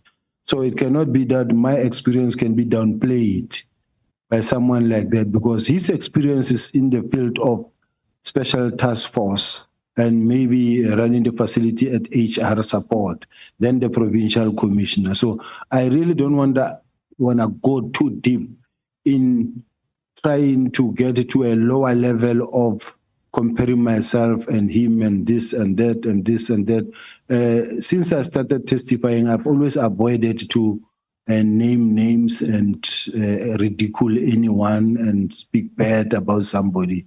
So I'm trying even now to not to get to that point. Thank you. Did you take any disciplinary action against him? No, I can't take a disciplinary action against him because he doesn't report to me. Even though I may be his senior, he reports to the national commissioner. And if you really want peace, how do you say you can take disciplinary action against him? Because there will be a fight. And a fight is what we have always been wanted to avoid. General, were you allowed to operate in KZN after that incident? You mentioned a meeting and you shook hands and so forth. After that, were you allowed to operate in KZN again? Yes, we operate. Remember that I deploy. I don't have to run on the ground myself. I deploy. I deployed in Richards Bay. I deployed in Emanguzi. I deployed in many parts of KZ, and we do have where we operate. General, I will get to my last question. I see my time is almost finished, so I will skip. I just have one question towards the end of the yesterday's testimony. You kept saying we wanted it finalized when we were speaking about the letter of the 22nd of April that was sent. I just want to know who is the we? Who is the we that wanted it finalized quickly? Was it the minister? Was it subordinates? Was it another officer? Because when you kept saying we, it just seemed to imply that it wasn't just your idea. That was a collective feeling it needed to be expedited from the letter of the 22nd to be finalized by the 24th of April. Remember that if the National Commissioner, let's say, implemented something, and then you go to the meeting of the 6th of March, the 6th of March, it tells you exactly on what steps are going to be followed to finalize this process. Now, come the last day there, it was the 31st of March, but come the 28th of March, there's a handing over now done between two divisional commissioners from CI to crime detection. Now, you already have the dockets in your possession. The head of CI handed over the dockets to the head of detectives. Now, they are now in your hands. They must be finalized speedily so that they are out of your hands. And it's exactly what happened. Push this thing now to where they belong, murder and robbery unit, so that they are not in your hands gathering dust. Because the more you keep them is what led to General Mkhwanazi saying that they took dockets, they're sitting in General Sibiya's office gathering dust. If you could give me a very, very short answer because my time is finished. At what date again did you say that it was out of your hands? You were finished It was now moved over to the National Commission. It wasn't anymore in your hands or your responsibility anymore. Which date was that? At the time when the National Commissioner said his letter took precedence over mine. Do we have the page number, legal team? Because the National Commissioner said he told them to ignore my letters and then to carry on with his letters. From then henceforth, his instructions took precedence over mine. There was no competition. He remains my boss too. General, sorry, was that pre-22nd of April, 22nd of April? It was after that. After that? Okay. Yes. Thank you, Chairperson. I conclude. Thank you so much, Honorable Klopper. I don't know, they just given me the letter. Should I read it or it's not necessary? Chair? Honorable Klopper. You can read it. It's not a problem. Thank you, It Chair. is page 36 of the National Commissioner's affidavit, paragraph 118, that says, in line with my discussion with Lieutenant General Sibiya, I also had a discussion with Lieutenant General Khumalo. I told him to prepare a preliminary report as contained in the Minister's Directive of 31st of December 2024, and that we should aim for 20 January 2025 to submit the report. Since this was a direct instruction from me, it took precedence over Lieutenant General Sibiya's instruction of 17 January. Now, this means that anything and everything flowing from this letter now takes precedence as the National Commissioner's instructions. Even when Khumalo brings the docket to Sintumulo to whoever, this letter takes precedence. Since the Khumalo is already now in direct communication with the National Commissioner, whatever that he does is as a result of the National Commissioner's instruction going forward. Wait, Honorable Skosana, wait. Honorable Klopper, you're fine. Yes, Chairperson. Thank you. I'm fine. Okay, thank you. So, Honorable Skosana. Yeah, I just wanted to ask Chair, just to make a follow-up, if the letter which is reading, is it signed as well? It is signed. It is in the National Commissioner's statement. Okay. Thank you so much.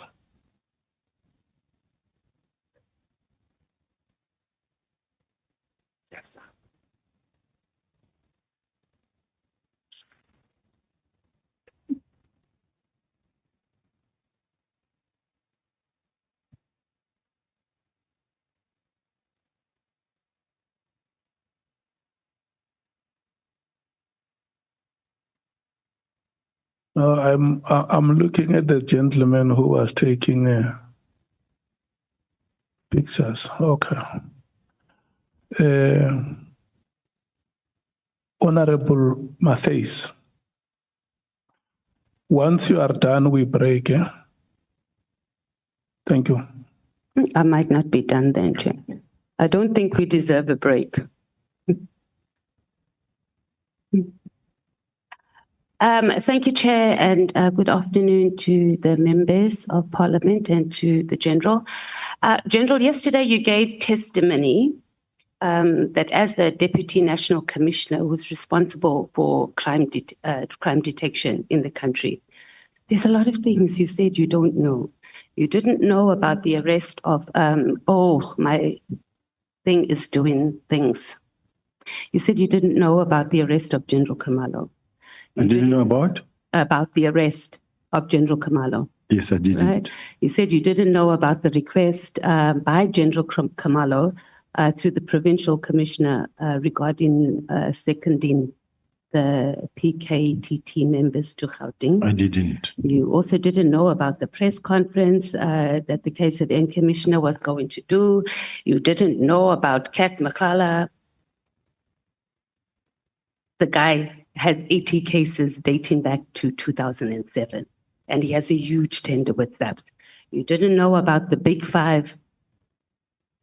It's confusing, General. Do you consider yourself competent as in your job? Yes, I consider myself competent. If I was part of the tender process that was assessing Mr. Matlala's tender, I would suggest that it would be fair to say to me, why didn't you know? But I didn't form part of that process. I didn't even know that he's an applicant or is participating in such. Now, the arrest of General Khumalo.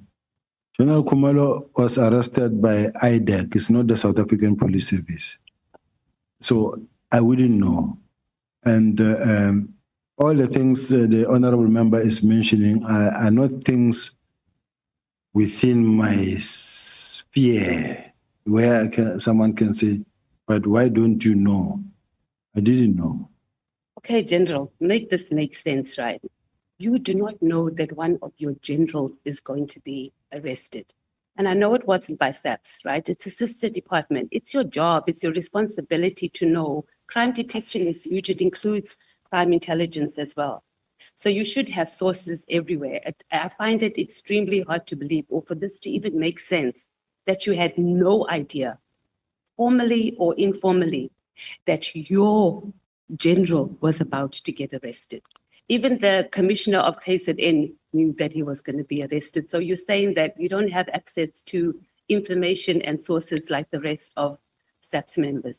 The very first person who was supposed to know that he was going to be arrested is the member himself, because he's intelligence, he's counterintelligence. This is the person that anybody can say he expects to know about everything that moves. But above all, even the National Commissioner didn't know that that was going to happen. So where I'm sitting, if IDEC or IPIT, the IDEC or IPIT, they are investigating a particular matter, there's no way us will know from where we are sitting, because we are not in that space. Okay, so South Africans should feel comfortable that our national head of crime intelligence cannot know that one of their generals is going to be arrested by another organization. We should be comfortable with that, and we should be comfortable that we have a competent deputy commissioner responsible for crime detection. If I was fully in charge of crime intelligence, including counterintelligence, they were reporting to me, I would be knowing. But they don't report to me. Okay, let's go on to a bit of your career. So yesterday you said that there's no crime intelligence, and however we interpret it is not really the point. But in your statement, paragraph 23, you say that you have been responsible for crime intelligence since 2003. That's about 2 years and 3 months. And it's been recently moved under the National Commissioner, but I don't think it's been effected yet. So what is your response that the failure of crime intelligence is actually a reflection of your role, which you partly spoke to, but I need you to speak to this more clearly and not go around and around the bush, please, General, that it is a reflection of your role as the Deputy National Commissioner of Crime Detection. Chair, I was looking for the page. The honorable member said page 23, paragraph 23. I'm not sure which page. Page? The page 49.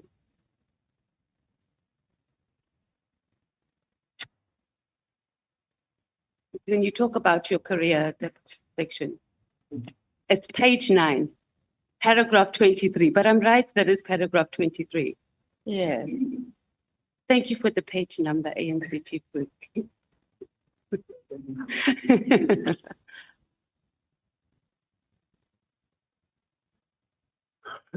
Yes, I'm there, honorable member. What is the question? Yeah, so you say there that you're responsible for crime intelligence. Now you're saying you're only partly and you're not fully. I do understand the issue of counterintelligence, but it's pretty much been in your office, or you've been responsible for it for over 2 years. I've been responsible for it for only 2 years, but it was then also taken away to report to the National Commissioner. But even then, when it was reporting to me, it had two dual reporting lines. In my case, they came to report to me that what they wanted me to know, and that what they didn't want me to know was going to be reported to the National Commissioner.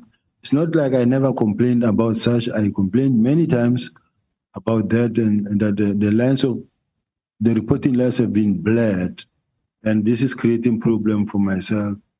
And I challenged it many a times, but the bottom line is that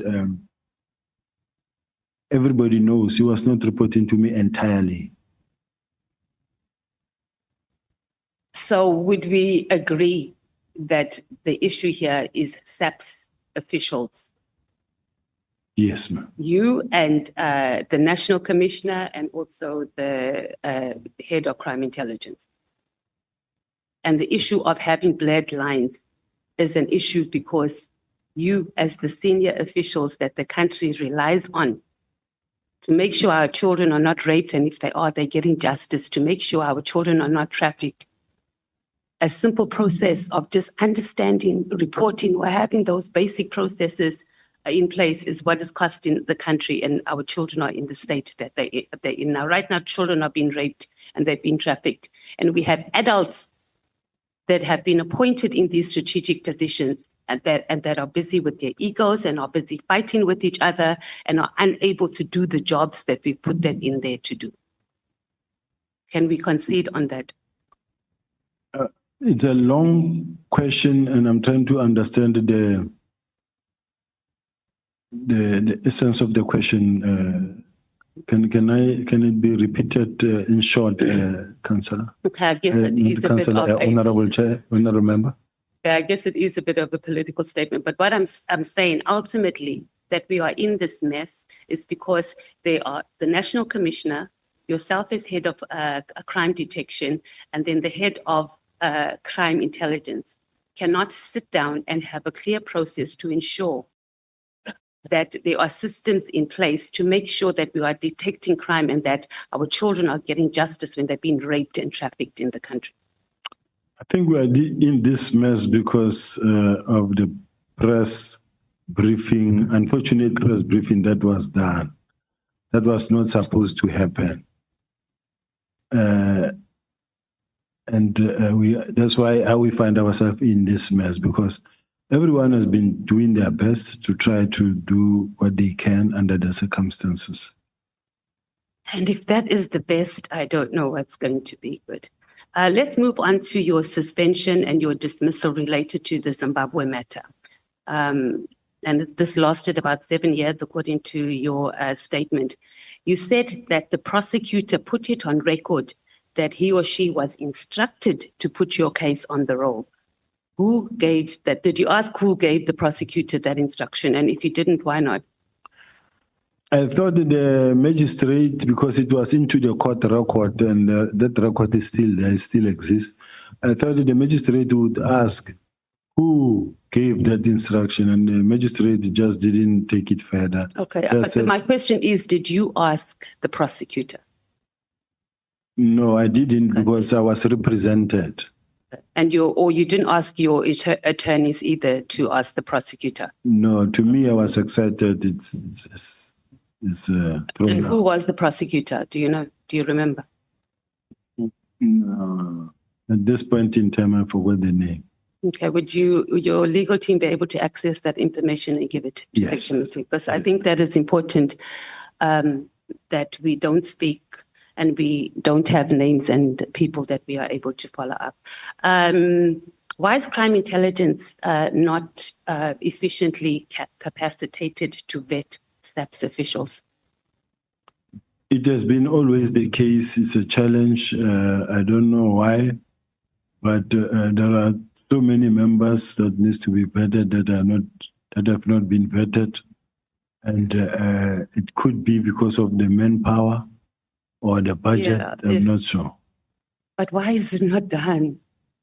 General, it can't be that. And we've been hearing this. I've just joined the police portfolio committee, and we've been hearing this issue of vetting since I've landed. And when I look back at previous annual reports, etc., it's the same thing. We don't. Why is it not being capacitated? And this falls under your division as well. It can't be that we have 7 members that are required to vet over 1,000 SAPS officials, and we expect this country and we expect SAPS to function when the very core, its foundation, is not working. Is it intentional? Is it intentional that just vetting, if you fail at just vetting, it's a problem? So make us understand, make the nation understand, how is it that you are even failing to vet 1,000 officials every 5 years? I think crime intelligence is working very hard to recruit members. There is a process in place. They are recruiting. I may not have the statistics and the information where I'm sitting, but there is a drive to capacitate crime intelligence. This is what also the minister said, that they need to capacitate crime intelligence in such a way that they will improve even their collection and counterintelligence. But why has it not been done? Do you not see?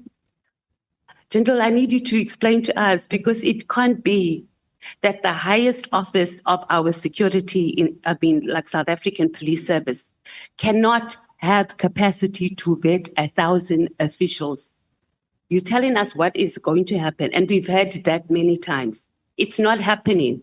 And we're having people, you are placing people in positions who do not have security clearance, and it is costing us being able to do our work efficiently in those departments.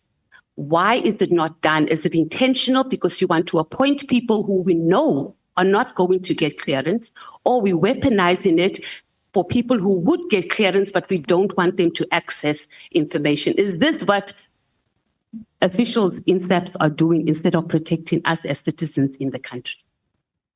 No, Chair, that is not the case. The employment or recruitment drive, there is a plan. Since I think in the past 2 years, there's been a drive in terms of capacitating the detectives and intelligence. I think the person who can actually better respond to that question can be the support head, the acting National Commissioner of Support, acting Deputy National Commissioner of Support, who can come and testify here in terms of the recruitment of crime intelligence officials and the numbers, because that's a separate process. No, we have the numbers. It was just, we're just trying to understand, how is it that the highest level of SAPS cannot vet? That was pretty much the question. And is it intentional or not? You haven't really answered the question. I don't think we're going to get an answer, but we'll move on. Let's talk about your employment at the city of Joburg. You testified yesterday that you were employed properly at the COJ, and your words were during daylight with everybody watching. Where did you see the ad, the advertisement for the job? I think it was in a newspaper, Chair. I can't remember now, but. Okay, would you be able to get that? Because I'm sure the COJ would have record. Yeah, I think they would have. And what was the title of the position that was advertised? It was unit head, forensic and investigation. It was a new unit that was established. Yes. Was it already existing, and they were looking for a position? It was new. So you'll get, your legal team will submit, or maybe our evidence leaders can also get that. Who was on the interview panel for the position? Who interviewed you? If I remember, I know Michael Brumand. I also know Christo Mare.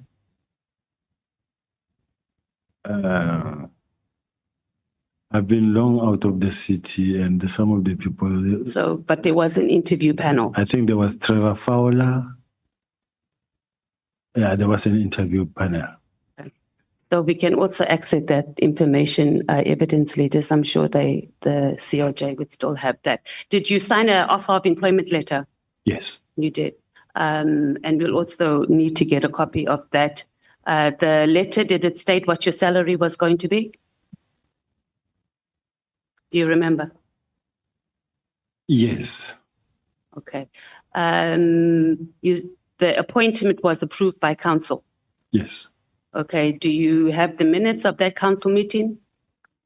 They can be requested by this house to the council. Yes, can we please have that? So were you in the council meeting when that happened? Or you just were told because you need to be? You don't form part of the council Yeah. meeting where it happens. But you watched it live or you were? No, you sit and wait and you will hear when it happens. Okay. Are you stating here that you were not part of the procurement of this spy equipment in any way, shape or form? You didn't have any conversation about it. You didn't even know what it does. The department just went ahead and bought this equipment and brought it to your department. There are no spying equipment procured. What was procured? It was technology meant to support the department to be able to do the work. And I don't have the list with me, but the list is there.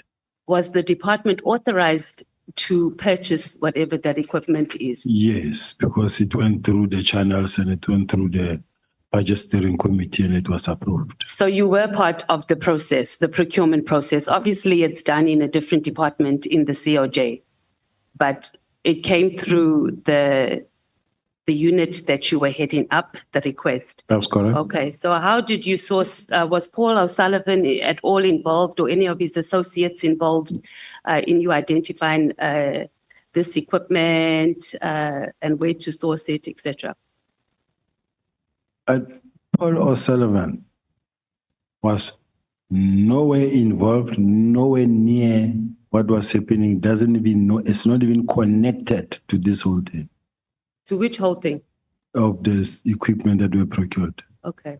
And how did you think that what made you determine, or what analysis was done to determine that you needed this equipment? Because we got testimony that I think it was the general who said, the KZN commissioner who said, and I know you're going to say that not everything he says is true, so that's why I'm asking you that that equipment that was bought in the COJ, whether it's spy equipment or whatever, surveillance, whatever it's called, the city does not have authority to procure it. What do you say to that? He doesn't know what he's talking about, that one. And then the letter that was sent to the Minister of Police, Becky Cele, by the Executive Director of the City of Joburg about you. Did the Minister speak to you about the matter?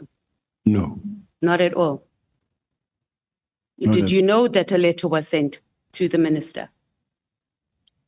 I think I got to hear about it. And to me, it was not really a worry because I do have investigations on the same individuals that were running. So it's a political space. And when a person writes a letter, it does not necessarily mean that he's right. He had no right to even write that letter. He had no right even now to write a letter, whether to this committee, whether it's to Madlanga or wherever. It's just people who, some of these people will follow you to the grave. Even when you left them many years ago, but you find people who just rise up and follow you. Even when you're not focusing on them, they just chase after you. So it does not necessarily mean that that letter that he wrote carries any significant role because he himself was being investigated. But you're for crime. deflecting now. We're talking about the contents of the letter. We're not talking about what his situation is and investigating. So if you bring it in politics, it means that you were also descended into a political space. Why would they want to deal with you politically? Because, as I say, the city of Joburg is a political space. And then if these are the people that don't want to be investigated themselves and they start attacking you as the person who's in charge of the investigation, it's unfortunate. And I think, Honorable Member, I wish that I could also be protected from your side as well, because it shouldn't be like I'm already guilty and what they wrote about me is right. But we're asking you, General, we're not saying that it Yeah, the only problem is that these people who are sitting in their corner because they don't want to be investigated, they don't want to be vetted, and they But Leto, do you see what you're doing? You're not saying it's not true because of X, Y, and Z. You are telling us about their situation. You're saying, were you investigating them, yes or no? What they are saying is true, yes or no? I think those are the questions rather than deflecting and putting it on them. We're dealing on what they said about you. Are you saying it's not true, it was dealt with? Let's deal with that. It's the not contents of the letter. Saying that they don't have permission or they're not qualified to write the letters, neither here or there. We're talking about whether it was, number one, done, whether you knew about it, and what your position is. So the public protector made a recommendation, who lodged the complaint, number one, to the public protector, then speak to me who opened the case based on the public protector's recommendations, and what was the reason that the prosecutor declined to prosecute the case? What I know, Chair, is that I investigated a matter that involved the then city manager of City of Joburg. The matter was reported by the Department of Finance, and it related to a big tender of the blue light and the sirens and bullet burst. I don't have the report with me. But then what happened is that the investigation was allocated to ENS law firm that had to conduct that investigation. That investigation was conducted, and the results came. These results were talking about the fact that over and above the many other role players that were there within the city at JMPD, it talks about the fact that the city manager also did not cooperate with the investigation. And they were very much worried that the city manager is not behaving in a manner the accounting officer should be behaving. So they produced a report. That report that was produced, and it's a report that I, as the head of group forensics, also had to sign and submit. He was very angry to an extent that he wrote a letter wherein he wrote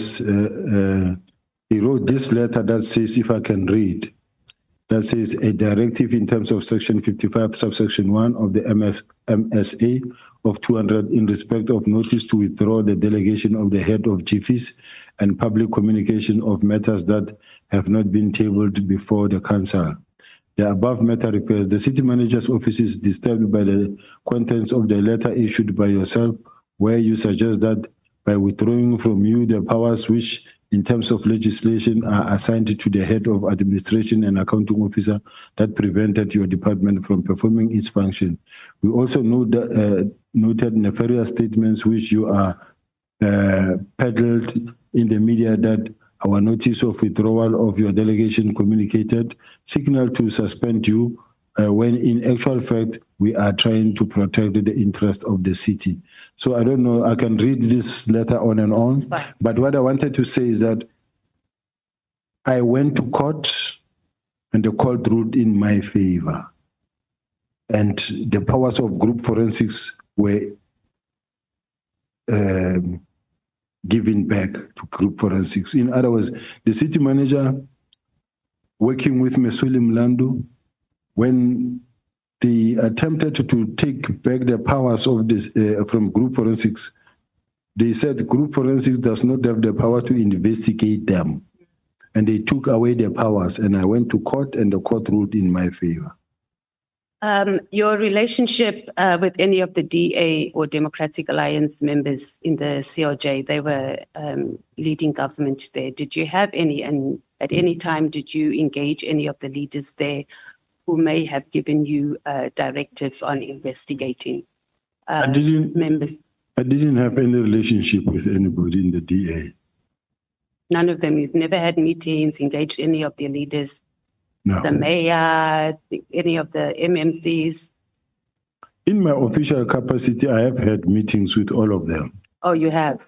In my capacity Yes, as that's what I'm saying, in your capacity and where you could have been given directives on how to proceed with the city manager. You know, that's a very strategic position. So when new leadership come in, that's the first position that they want to take over. So I was just trying to establish if you might have gotten some political interference on pursuing that case. I'm not saying, or I'm not commenting on the city manager, whether he did right or did wrong. I'm just asking if there was any interference or push for you to deal with the city manager from the political party that was running the municipality. so I never had any political interference at all.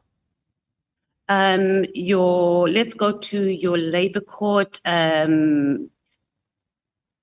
You appealed the matter, so it wasn't the labor court that ordered you to be reinstatement, it was the appeal court Yes. that did that. Do you know why SAPS did not oppose your reinstatement?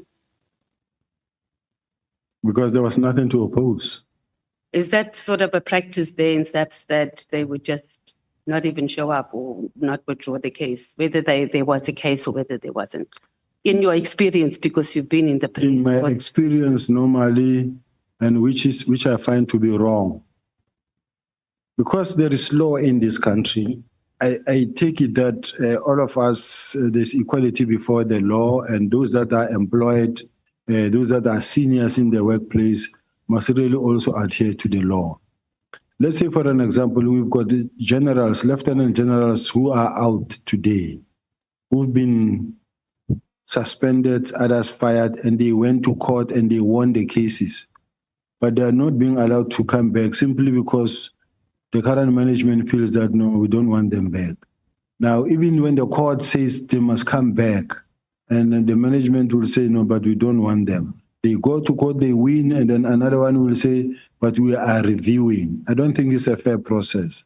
It's abuse of power in this situation, because we all have careers, we all have children, we have families.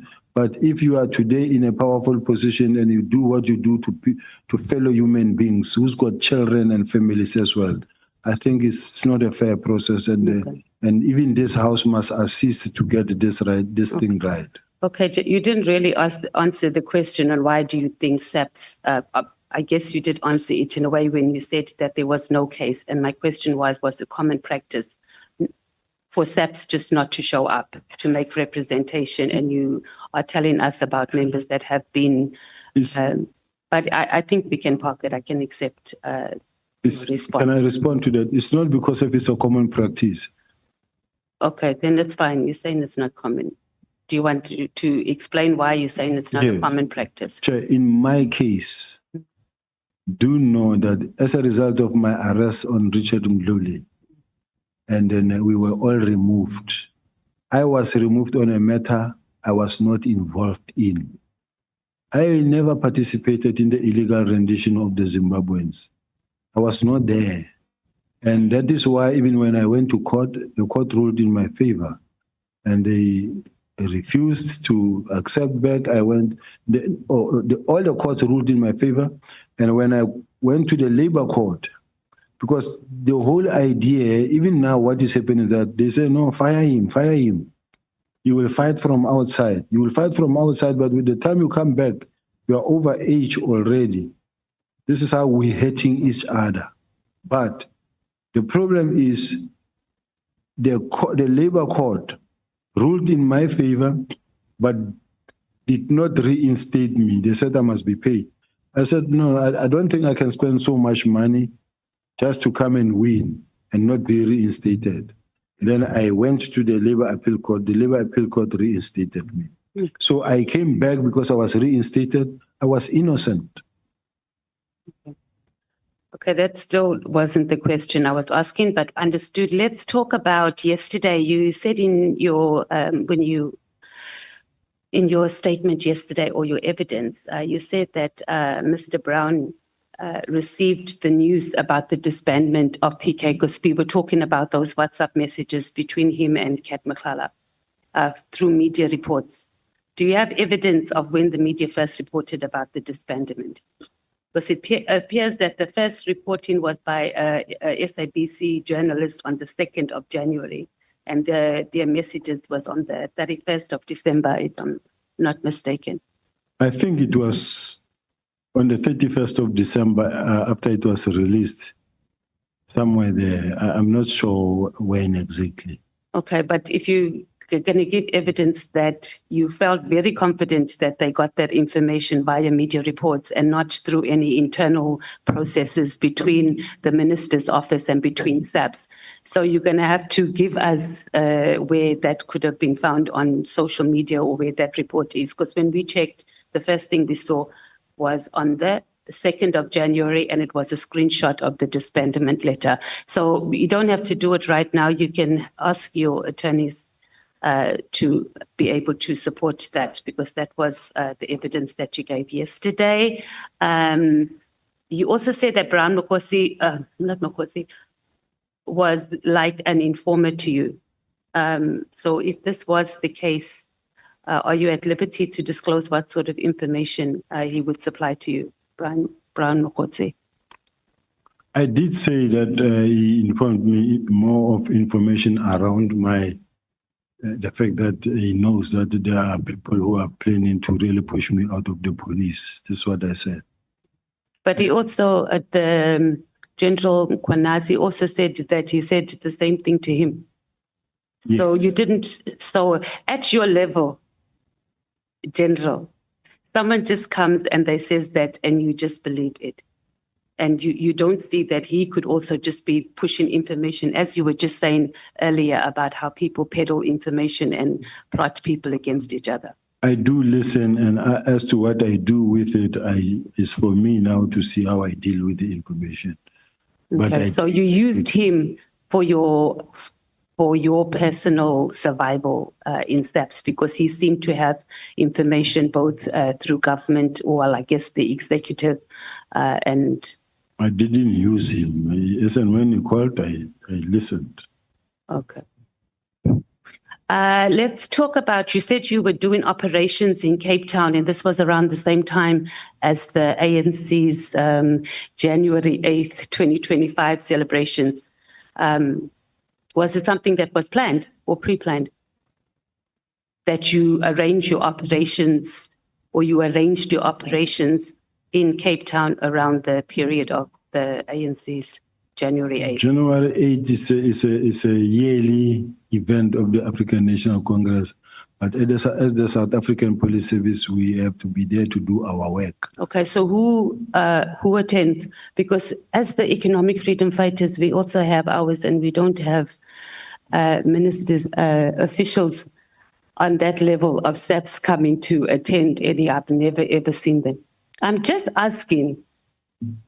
And I think even the IFP here, so are you saying that it's a standard operation procedure that high-level officials in SAPS makes their operations, arrange operations in the hosting towns where the ANC is having their January 8th?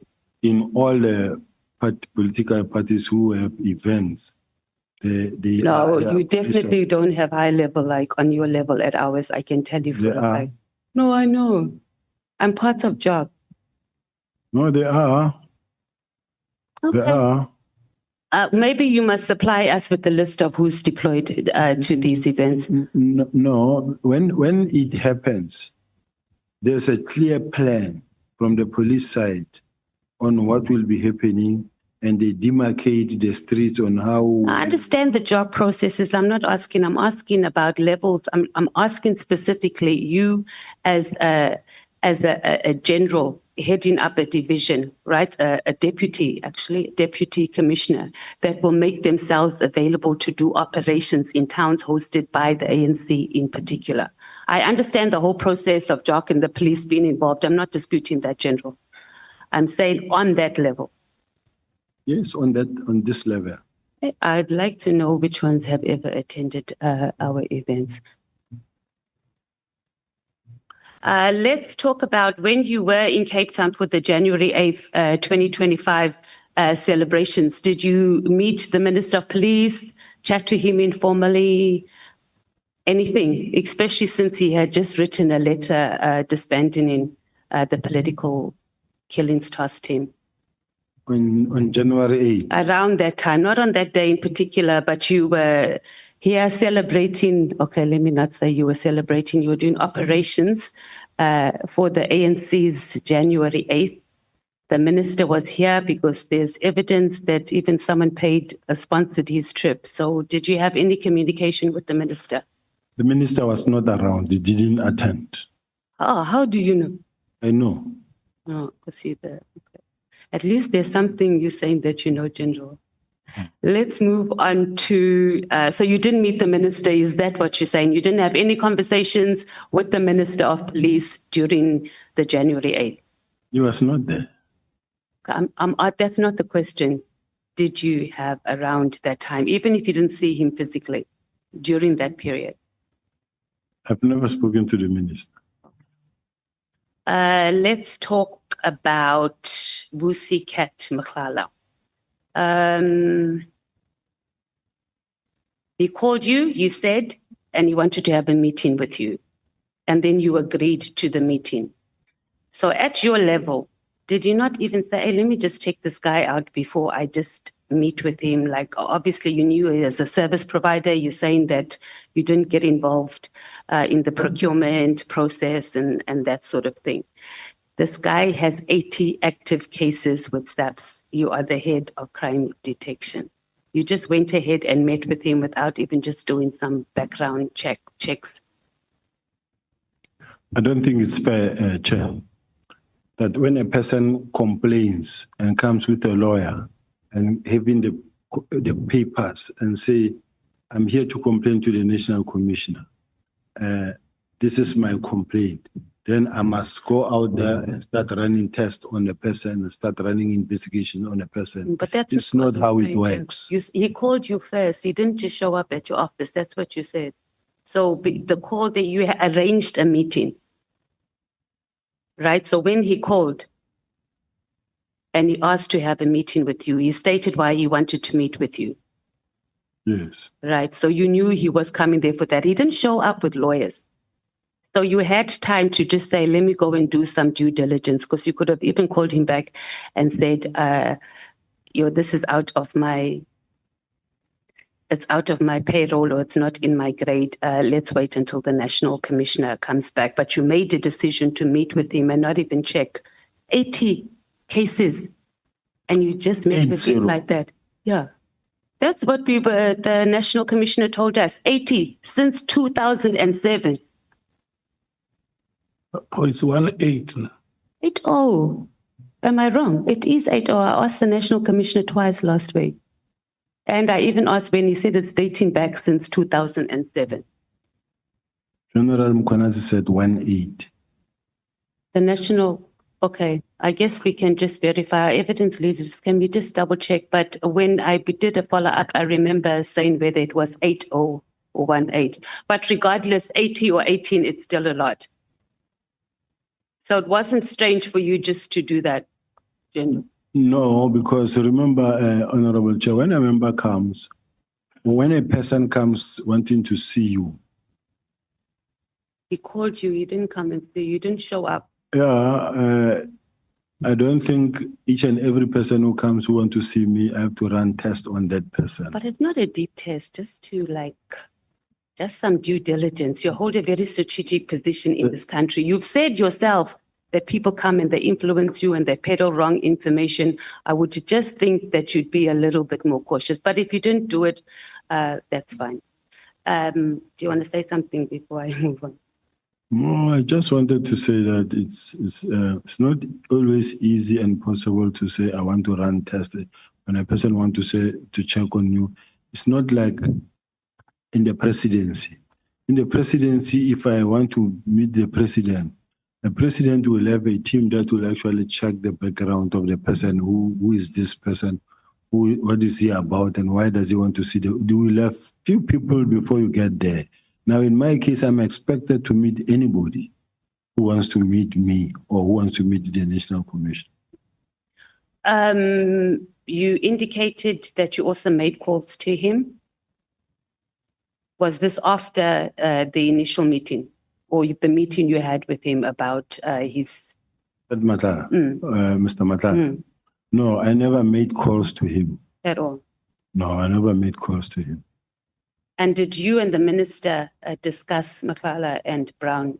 Not even once. Any way, shape or Not form? even once. Not going to find any WhatsApp You messages will never find anything. informally, You will never find including from the chief of staff? No. Okay. Let's talk about the disbandment of PKT. Obviously, I'm not going to repeat what other honorable members have asked. Was the minister briefed about the PKTT before sending the letter officially? Yes. He was, because the National Commissioner's evidence says he was not briefed. I read something here in a meeting on the 27th that I know that there was an executive meeting and there was a briefing in relation to the PKTT, and the National Commissioner in that meeting did indicate that it was not meant to be a permanent structure. It was not meant to be a permanent structure. It was meant to evolve into a murder and robbery unit. Okay, so I'm not asking that. I'm just asking the minister. So you're saying that the National Commissioner gave wrong evidence before this commission, and maybe our evidence leaders can just check in his statement, because he said the minister did not receive a briefing from anyone officially in SAPS about the PKTT. That's why he was shocked that the decision was made. So you are saying that the minister had received it. Were you part of the meeting? Yes. You were. Yes. And you were satisfied, or you are satisfied that the minister was properly informed, not about whether it wasn't supposed to be a permanent arrangement, whether he was briefed properly about the PKTT to make an informed decision. If an honorable member is talking about not about that letter, then I can't say I know. No, that not the minister. letter. I'm saying before this letter arrived, was sent on the 31st. I'm saying, was there a briefing? The fact that there was such a discussion in college, it means it was a briefing. I beg your pardon, say that again? The fact that there was such a meeting that was discussed with the police executive meetings where the minister raised concerns about the PKTT. Okay, that's a different question, different answer. I'm saying was, did the minister receive a briefing, as we get briefings of this is what the PKTT has done over the years, et cetera, et cetera. Did he get that, or was there just an overall discussion? That's what I'm asking. I wouldn't know about that one. Okay. Right. Did you have any discussions with the minister, with Brown or with Kat about informally, formally about the disbandment of PKTT before it happened? It never happened. So you didn't. Okay.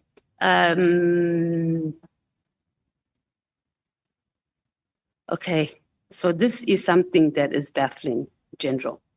On the 31st of December, in the afternoon, the minister decides he must send an email about issues that are not of national importance during the festive season. Were you not shocked when you saw this? Like, I would be like, what is he doing? So when you saw this letter on the day that you saw it, did you not think, okay, this thing is on the 31st? And he even knows that the National Commissioner is not there. Did those things not cross your mind that this just seems just highly irregular? Or is it something that's common? You've been in the police force for a long time. For the minister on New Year's Eve, the whole world is resting. He decides he wants to send a letter of something that he could have dealt with in January when offices were fully open. I wasn't shocked, and there's nothing shocking about it. Why? because the ministers, the police, they are working during that period. There's working, right, that's dealing with the issue of festive activities. We're talking about matters of border control. One was about doing a strategy for border control. They can wait until January. How is that even urgent? Even the thing about the disbandment. Okay, give me just one example, General, of any other time in your history of being in the South African Police Service where a minister sent a letter on the 31st of January in the afternoon about something that was not of critical in national importance during that period. Just one. What we know is that when the festive period, safer festive period is declared, policemen are no longer allowed to take leave until when it comes to an end somewhere in January. So during that period, the police are hard at work. And as the police are hard at work, they are not on leave. Now, me and you will differ in this sense. The minister is a new minister. And then him being... He was excited. No, don't use the word councillor that he was excited. Let's do like this. Okay, sorry, Chair. I don't like it when you exchange between yourselves. Because it's either you intimidate each other or you inject fear in each other. Honorable Matthys, I want to allow you to ask the last two questions because your time has been up. I should have kept my own time because I don't know, Chair, but no problem. I trust you, Chair. So, General, you're not really answering the question. The issue is not whether SAPS or the police is working during that period. We know that it's a very busy time. We're just talking about particular operational matters. I would like you to speak to the issue of, now I must choose. Let's talk about, you've said that you don't know this Paul O'Sullivan at all. Do you know... Sorry, Chair. I've never said I don't know Paul O'Sullivan. Like you've never met him, you have never engaged I've never with said him? that. Oh, okay. Let me ask you then. I said You I know. engaged with- I said I know Paul O'Sullivan very well. Oh, yes, you did. Sorry, I'm looking at something else. And you also said that he's a well-known person in the crime-fighting community. What is the nature of Paul O'Sullivan's involvement in crime fighting in the country? He runs a forensic investigative company and I normally gets information and he reports to the police as well. Do you know how he gets to be in possession of this information? And does it not bother you that a person who's operating outside the established security institutions is able to access the information that Paul O'Sullivan has? And then also just quickly maybe talk to the issue of the Helen Suzman Foundation. My last question, Chair. Or must I come back? Or do you want to respond to the first question? Respond now. Okay. How we access which information? People report to Paul O'Sullivan. People report to Patricia Machar. People report to George Machar. People report to Brown Mkhwanazi. People report to the person they feel comfortable with. And these people people report to Professor Mary DeHaas. And as they report, they then take information forward. You will have people who report to whoever they feel comfortable with. And then he will either interview them, obtain statement, and send them to the relevant authorities to be processed. In relation to the Helen Suzman Foundation, I don't know what the question is intended to, because you haven't asked the question. Yes. It was the Helen Suzman Foundation that litigated for the reinstatement of Robert McBride at IPID. Were you aware of this? It's possible. Yeah. And then we also know that it was the Helen Suzman Foundation who led the court challenge on the appointment of General Banning, who's the former Hawks head, that eventually resulted in his removal. And this was soon after he dismissed you from the Hawks. So at any stage, did you have a conversation with any representatives or people associated with the Helen Suzman Foundation about the struggles you were going through at SAPS? I think I don't know whether it was Freedom Under Law that it's Freedom Under Law that I went to see. Helen Suzman Foundation, I don't remember meeting with them, but in their case, they were just worried that the man has been found guilty or there is serious allegations against him and yet he's waking. They said, no, he must actually be suspended because he's been found guilty or the court has declared that he's a dishonorable person who lacks honor and integrity. He must go stay at home. So it is based on those. Okay, so there was no link to the fact that he had just dismissed you.